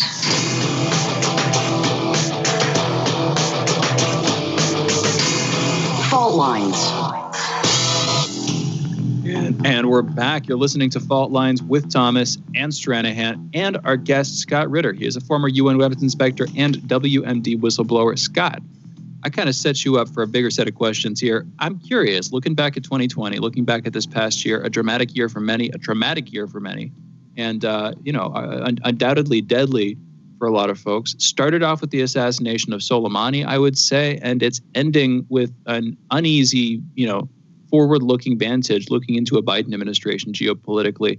For you, looking back at this year, what did you pay most attention to? What do you think was sort of left most unaddressed by establishment media in America? What do you think were the top stories this past year, Scott? Is the pandemic and how it exposed the myth of American. The myth of the American shining city on the hill. Because of the pandemic, we now know that we don't have a healthcare system worthy of the name. Our businesses don't have resilience. They required massive government intervention to survive, and our citizens don't have resilience. We don't have savings. We're incapable of losing a job for a month without having to fall on self-employment or unemployment. We also learned that our social justice systems are infiltrated by systemic racism. We learned that there's a huge divide in the American public. We saw that with the election, 74 million voting for Trump. If you believe the numbers, 80 million voting for Biden. That is a fundamentally divided country. The myth of the United States of America has been debunked. I think that's the biggest thing to come out of this. And from that, you can spin off domestically. You can spin off foreign policy. Yeah, we started with the assassination of Qasem Soleimani. That was supposed to be, an act of American, muscle flexing.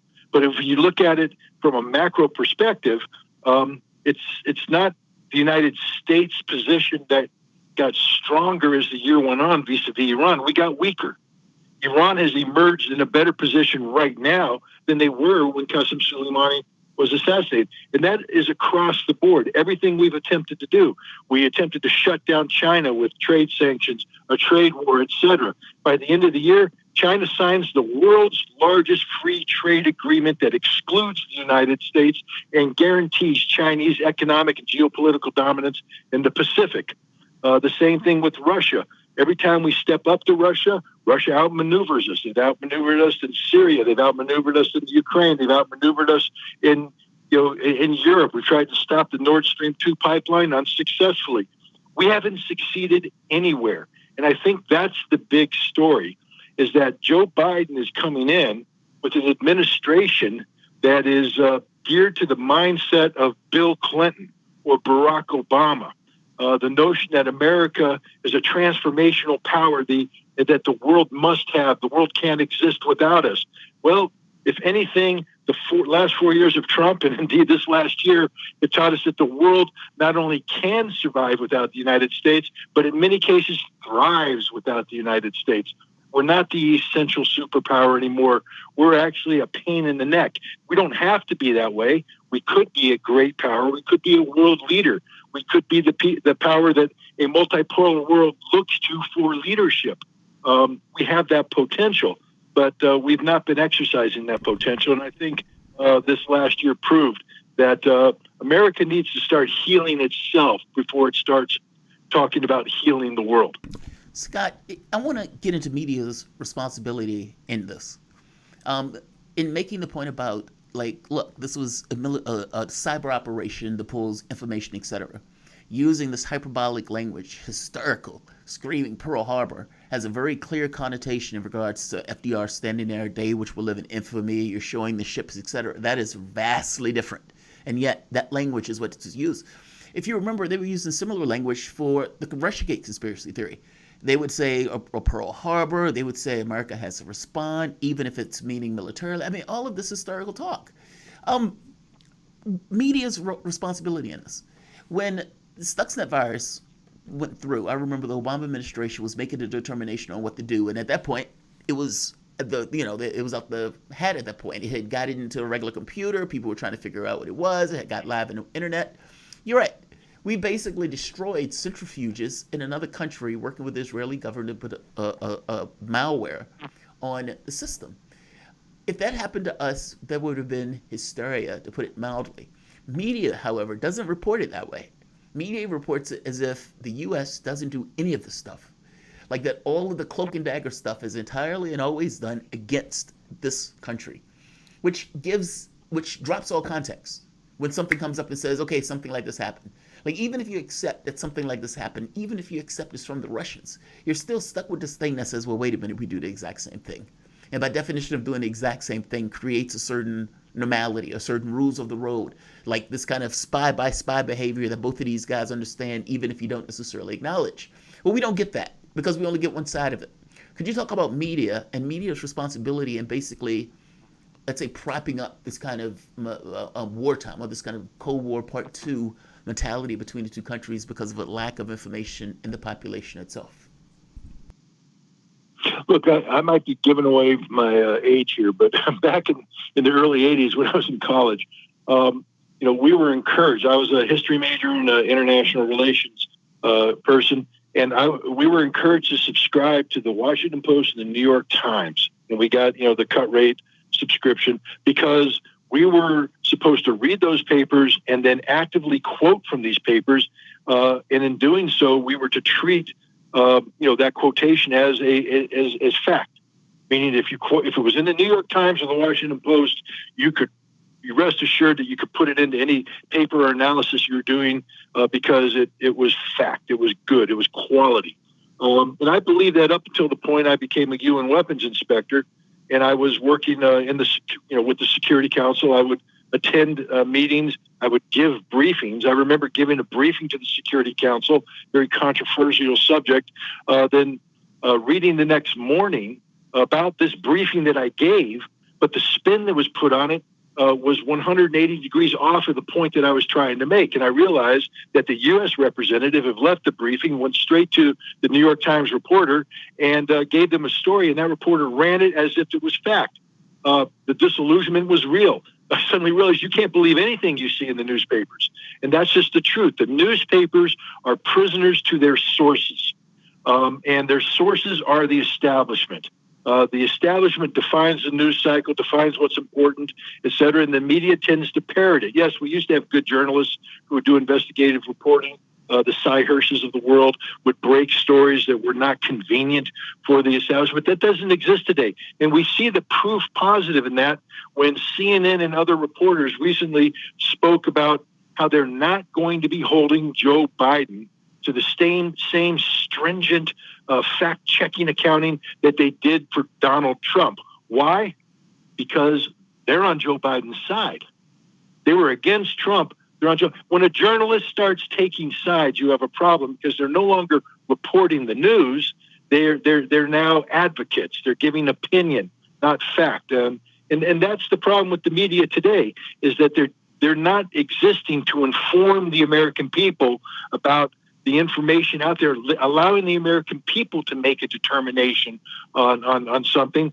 They're giving opinion disguised as information, and they're doing it on behalf of a vested interest that it may succeed only because they misinform the American people. So the media is a culprit here. They're as guilty as anybody in creating the situation we have today, where certain information is hyped, other information is suppressed. Russia is one case. The media has bought into the Russophobia nonsense. If you take a look at the major writers that exist today, the major talking heads, they're all anti-Russian. They've all cut their teeth on writing, PhD dissertations, attacking Vladimir Putin, calling him a dictator or an autocrat, attacking Russia, calling it the new evil empire. All of this has nothing to do with reality. I'm not saying that Russia is, as Vladimir Putin was asked the other day, soft and fuzzy. Russia's a real country with real ambitions. Some of those ambitions aren't good for the United States. The United States has a right to say, hey, we're not going to stand by and let this happen. Just like Russia can say the same to the United States. That's normal intercourse between great powers.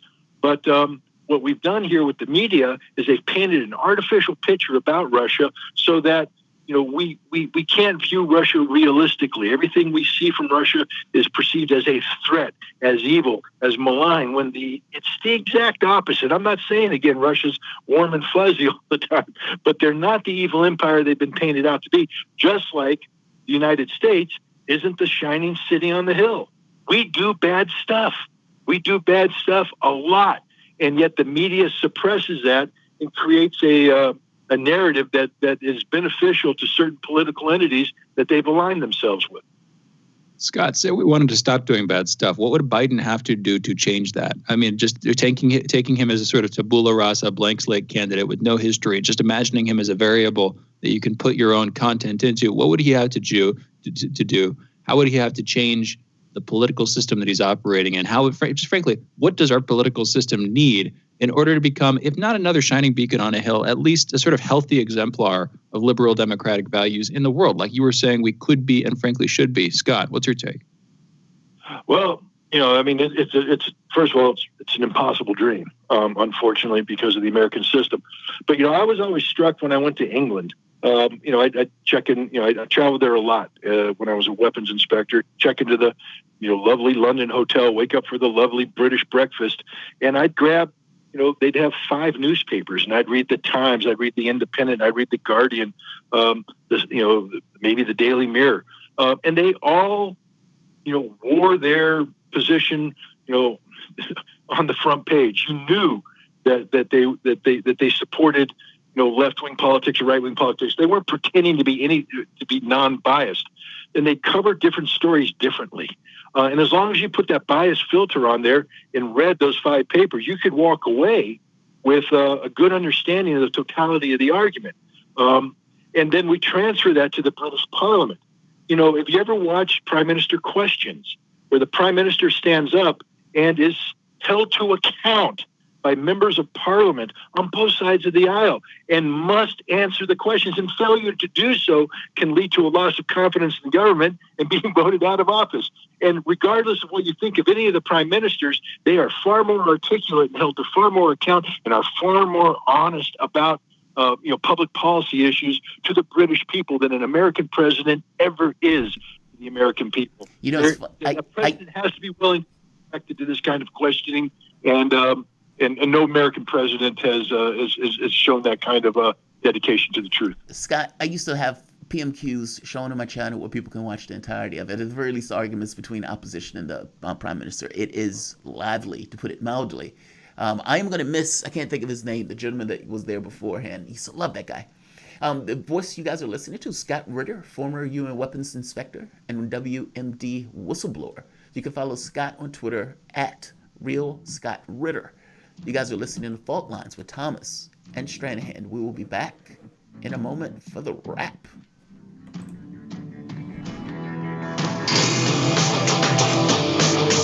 Fault Lines. You check top. We couldn't put it better ourselves. Tune in to Political Misfits on Mondays at 1:30 p.m. Eastern Standard Time for Miss the Press, our weekly takedown of Sunday's toothless news talk shows. Stuck in traffic?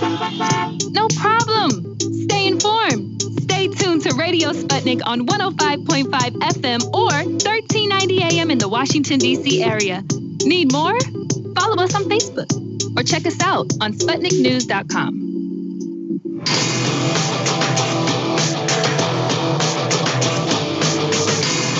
Fault Lines.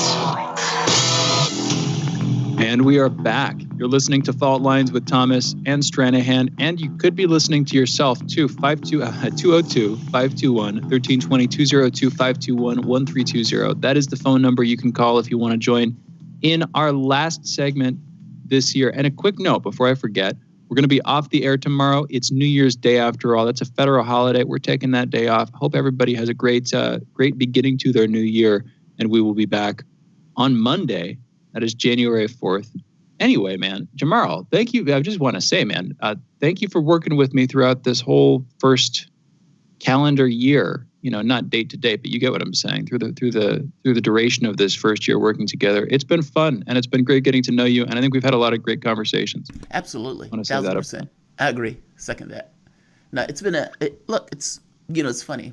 Starting with Political Misfits, you start off with a show that you basically helped create. And then you go into Fault Lines. Fault Lines has, personality as a team. And it's like you're the person on the outs in the team that basically was already there. And so it gets a little weird, gets a little strange. But all things being equal, it has been a good ride. And I really do appreciate if anybody being my guest host or being my co-host, it's you. So, no, man, I appreciate it. And I think we've definitely had good conversations on this channel. Yeah, same. And I think we have enough similarities, enough overlap, but also enough like room for disagreement that we can kind of constructively have good conversations about interesting stuff. And hopefully the audience thinks so too. I think sometimes based on the calls we get, we do. But yeah, I want to say in my own words, absolutely the same. Nobody else I'd rather work with. Nobody else I'd rather host this show with. And it's been good. And looking forward to more of it going into the new year too. Anyway, the show is not ending. Just to be clear, this is not a retrospective on our last day. We're still keeping it going, but I can understand how some folks may have heard that. We are taking calls. 202-521-1320 is the phone number if you would like to join us.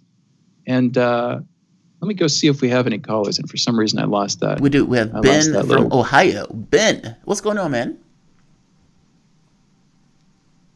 Hey, how are you? I'm doing all right. So what's on your mind?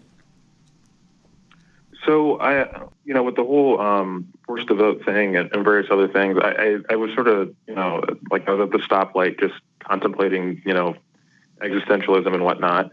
like I normally do.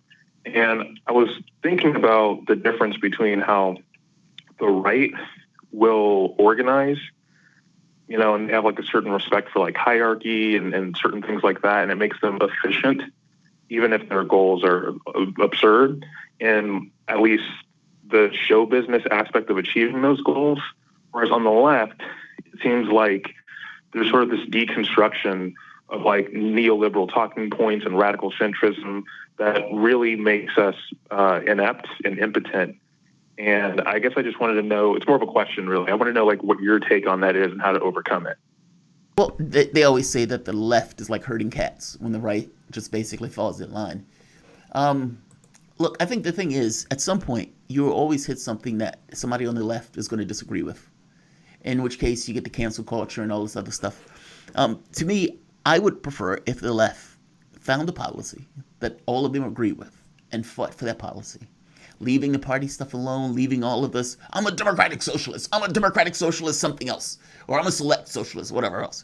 And then there are 20 different organizations, all of them basically believe in the exact same thing with a comma, a difference between each that basically makes, all of them horrendous. So, you know what I mean? It focuses on the very specific item that you agree on. If you believe in Medicare for all, fight for Medicare for all. When somebody brings up something, this is Medicare for all. This is the line for that. I'm making the point that if you can find 1 or 2 or 3 items that all of you believe in, at the very least, you start to stop this balkanization of ideas that takes place. At least that's my thought. I could be entirely wrong on it, but you need a movement. And if you're going to get it, you got to find people who agree with your basic premise. They will let you do the Green New Deal and other stuff, but get the original premise and fight for that. What you think, Shane? We have other callers, but what you think?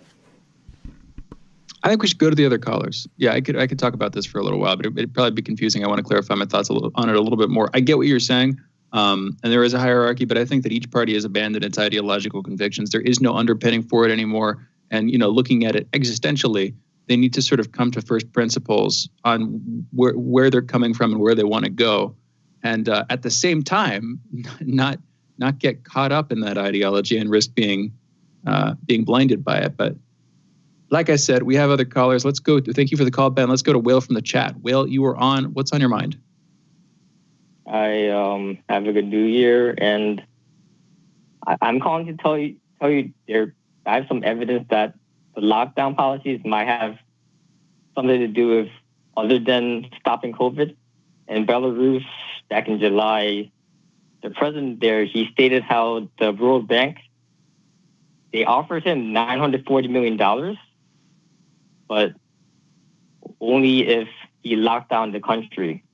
And he actually put out a video. You could look it up on YouTube. Belarus offered $940 million on World Bank to lock down. And he states about what happened and how pretty much the World Bank was like blackmailing him. Like, I'm not going to give you the $940 million unless you lock down the country. And there's actually an article on global research, Belarus, why is Lukashenko being color revolutionized just now? And they kind of detail about what happened there. So that's just one thing that you guys can think about the lockdown. Well, thank you for the call. Yeah, I've seen that. I've read through that reporting, and that's come out again more recently. But here's the thing: 940 million, that's with an M, is actually not that much money for a government. That's not $940 billion, which would be massive for a relatively small country like Belarus. That's, it's still significant, but it's not a huge amount of money. That's thing one. And then thing two, what do you think is why are they doing that? It's because they want less spread. Now, as an aside, in other words, I mean, sure, there is the potential and there's the reality. There's potential for the lockdowns to become massively tyrannical and to serve as precedent for future behavior. And then there's the reality, which is they are by definition pretty authoritarian. You're asking people to stay in their homes. But then there's the question of, is it justified? That's its own conversation that's been had to death, literally, over the course of this year. But then there's also this other thing, and we should get back to that sometime in the new year, about Belarus in general. They have just an interesting COVID situation that I think we should come back to, where they have had a pretty laissez-faire setup. They've had relatively low spread, and I kind of want to come back and talk about that more some other time, because there's not enough right now. Jamarl, we got more callers. Any quick comment there? No, we can go to the callers. Brave, ATL. What's going on, Brave? Guys, I just want to, actually, I was just calling to tell everybody, especially you guys, to have a great and safe new year. You guys have pretty much become a part of my morning routine. Thanks, really, yeah, I really enjoy calling in and listening and disagreeing and agreeing and all of that stuff. So I really enjoy you guys and the guys in the chat and everything. So just everybody have a great and safe new year. As far as the worst, 2020 being the worst year, I don't know about that. That's pretty subjective. I grew up homeless and displaced for the most part of my life until I went into the military, and that kind of changed everything for me.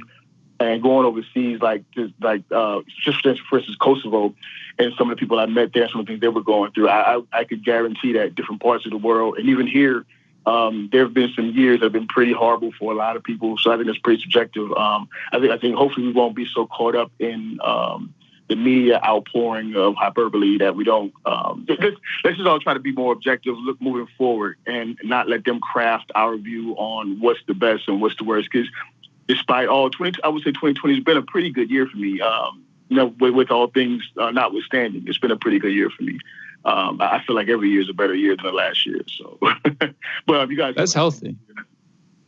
Brave. Thank you for the kind words. I didn't mean to cut you off there. I just want to say that outlook at the end there, every year gets better than it was the year before. That's a healthy outlook. I like that. Yeah, I'm speaking completely subjectively. It's been a bad year, but it wasn't up to a point, and then stuff started happening. Anyway, and thank you for the kind words. I hope you have a good New Year's weekend too. And thank you always for calling in. We have Calvin calling in from North Carolina. Calvin, you're on the line. What's on your mind? Good morning. I was just thinking about a few things, like in regards to Medicare for all and pandemic, UBI. I mean, the Democrats and the Republicans, they need to go big or either go home for the 99%. No more incrementalism or excuses for failing to do the right thing for the majority of the people. And then, I keep thinking about the things that they could be doing, not taking advantage of this situation. Here you go. You have the perfect situation to pass Medicare for all and give everybody UBI. It would be the biggest thing towards solving, basic things like poverty in this country, But, I look at people like the Squad or Justice Democrats. They just seem to me to be controlled opposition. They talk a good talk, but they can't be found to have your back when it's time to have your back. They're like snakes in the grass. And then, they got a chance to put a knife to Pelosi's throat to make her do something, but they act like Pelosi is their queen or something. It's like we have two right-wing parties in this country, duping both ends of the political spectrum. It's like the old street ball and cup game. Here's the ball, it's under the cup. We move it around, we switch it. Which cup is it under? But, politics in this country is like a con game, it seems like to me. I hope this pandemic awakens more Americans to the reality of that, but neither party's on your side because they both serve the 1%, while at the same time, they're deceiving the masses with their bag of tricks, But that's all I had to say. Thank you, Calvin. Thank you for the call, Calvin. I appreciate with the cup and ball game metaphor there. I would say two right-wing parties, two left-wing parties, it doesn't even really matter. Two fascistic parties serving effectively in different ways, both parts of the same corporate governmental system of elites. I don't know. I guess I just push back on that stuff. I try to push back on this stuff because I feel like a lot of people on the right have valid criticisms of the role of governance in maintaining the status quo elite system. Anyway, don't mean to be too. I think that's about right. It's basically a system of elites, regardless of, because in my head I look at it as in the same way people would say, well, it's a communist system. I look at it, well, this is a capitalist system that basically have the same political parties. Both political parties have the same ideology of the world. Like you can't vote against, Wall Street. You can't vote against Monsanto. Like these are things are pretty much off the table that either party gets in will have pretty much the same strategy on. Like there's no like Sanders probably would have been the closest thing to an alternative. He's still a capitalist, if that makes sense. I know he calls himself a democratic socialist, but he's like an FDR Democrat. Like even that would be a huge departure from what we typically have, and even that was crushed by the party in big measure. I don't think we have two different Absolutely. parties. Yeah, we have. That's Garland Nixon makes that point. The monoparty, the uniparty, whatever you want to call it. We got Will calling in from Chicago. Will, you're on the line. What's on your mind? Hey, I wanted to Happy New Year's on you guys. I wanted to be back off this horse and rope talk, and people like wait, Will, real quick. I don't even know if we have enough time to do this. Thank you. Happy New Year to you too, man. You're on speakerphone. It sounds like you sound very echoey. It's hard to hear you. Got maybe 20 seconds here. If you can switch it, that's a lot better. Just to wrap up, basically they want to discredit the movement and call it a virtue signal, but I think a virtue signal is very valuable right now when people are sort of like wondering who's going to be the most anti-establishment. They'll flip to Trump easily enough. So that's all I was going to say. 30. Interesting take. You know what? We'll have to come back on that in a year, in the next year. Anyway, Will in Chicago, thank you for the call. I appreciate it. We're closing this year out, folks. Hope you have a great New Year's weekend. We'll see you on the other side. Thank you, Jamarl Thomas, my co-host, for co-hosting the show with me. Thank you to producers Cameron and Raheem. Thank you to engineer Andre. We're not going to be on the air tomorrow, folks. It's New Year's Day, federal holiday. And thank you for listening. Have a great weekend. We'll see you on the other side. Signing off for this year, Fault Lines with Thomas and Stranahan. Guys, I am going to give official notice right now, right here. The people who are under my voice are going to hear this for the very first time ever. This specific moment can never be replicated ever again. And you, the 303 people that are here under my voice, are going to be able to hear this announcement. We, all of us, have officially hit 30,000 subscribers. Yeah. 30K. We've hit 30K. Do you realize there was a moment where my subs dropped by like 300? And I'm sitting there looking at this like, what the fuck is happening? What is happening? And then in my head, I was like, all right, you know what? Don't even worry about it. Just do the news. Just do the news. Just get out there and do the news. That's all. Do the news. Don't worry about it. If everybody hated it, still do the news. And you know what happened? That little spark that I had when I first started doing the channel came back. And without caring about, views and the illness and all this other stuff, it kind of just worked. I do think YouTube was fucking with my channel. So there's that. But no, we've hit over 30,000 subscribers. The number is officially at, let's see. What's the number? Give me the number. God damn it, I just want to see the number.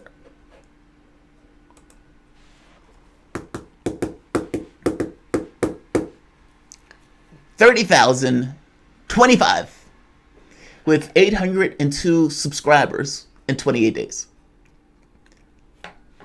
Fuck yeah, man. Like I said, I would tell my wife, I was like, I feel it, man. It feels like doing the news. Feels good today.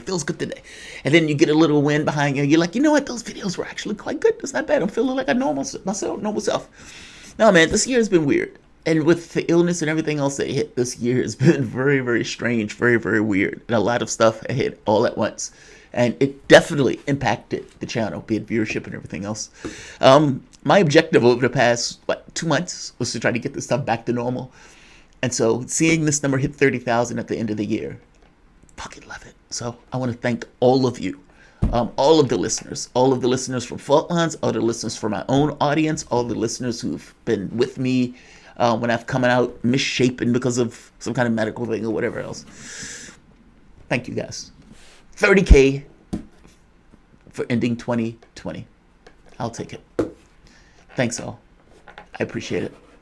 All right. I may see you guys later today. My grandmother, we mentioned this once before. She's taking her last breaths. And so I don't know whether or not we'll be going to Richmond either today or tomorrow, but we'll see. If not, you'll definitely see us for a New Year's show. Pat asks, congrats, you deserve it. Oh, thank you, man. You did great work. Happy New Year's. Happy New Year back to you too. All right, guys. I'll see you guys later.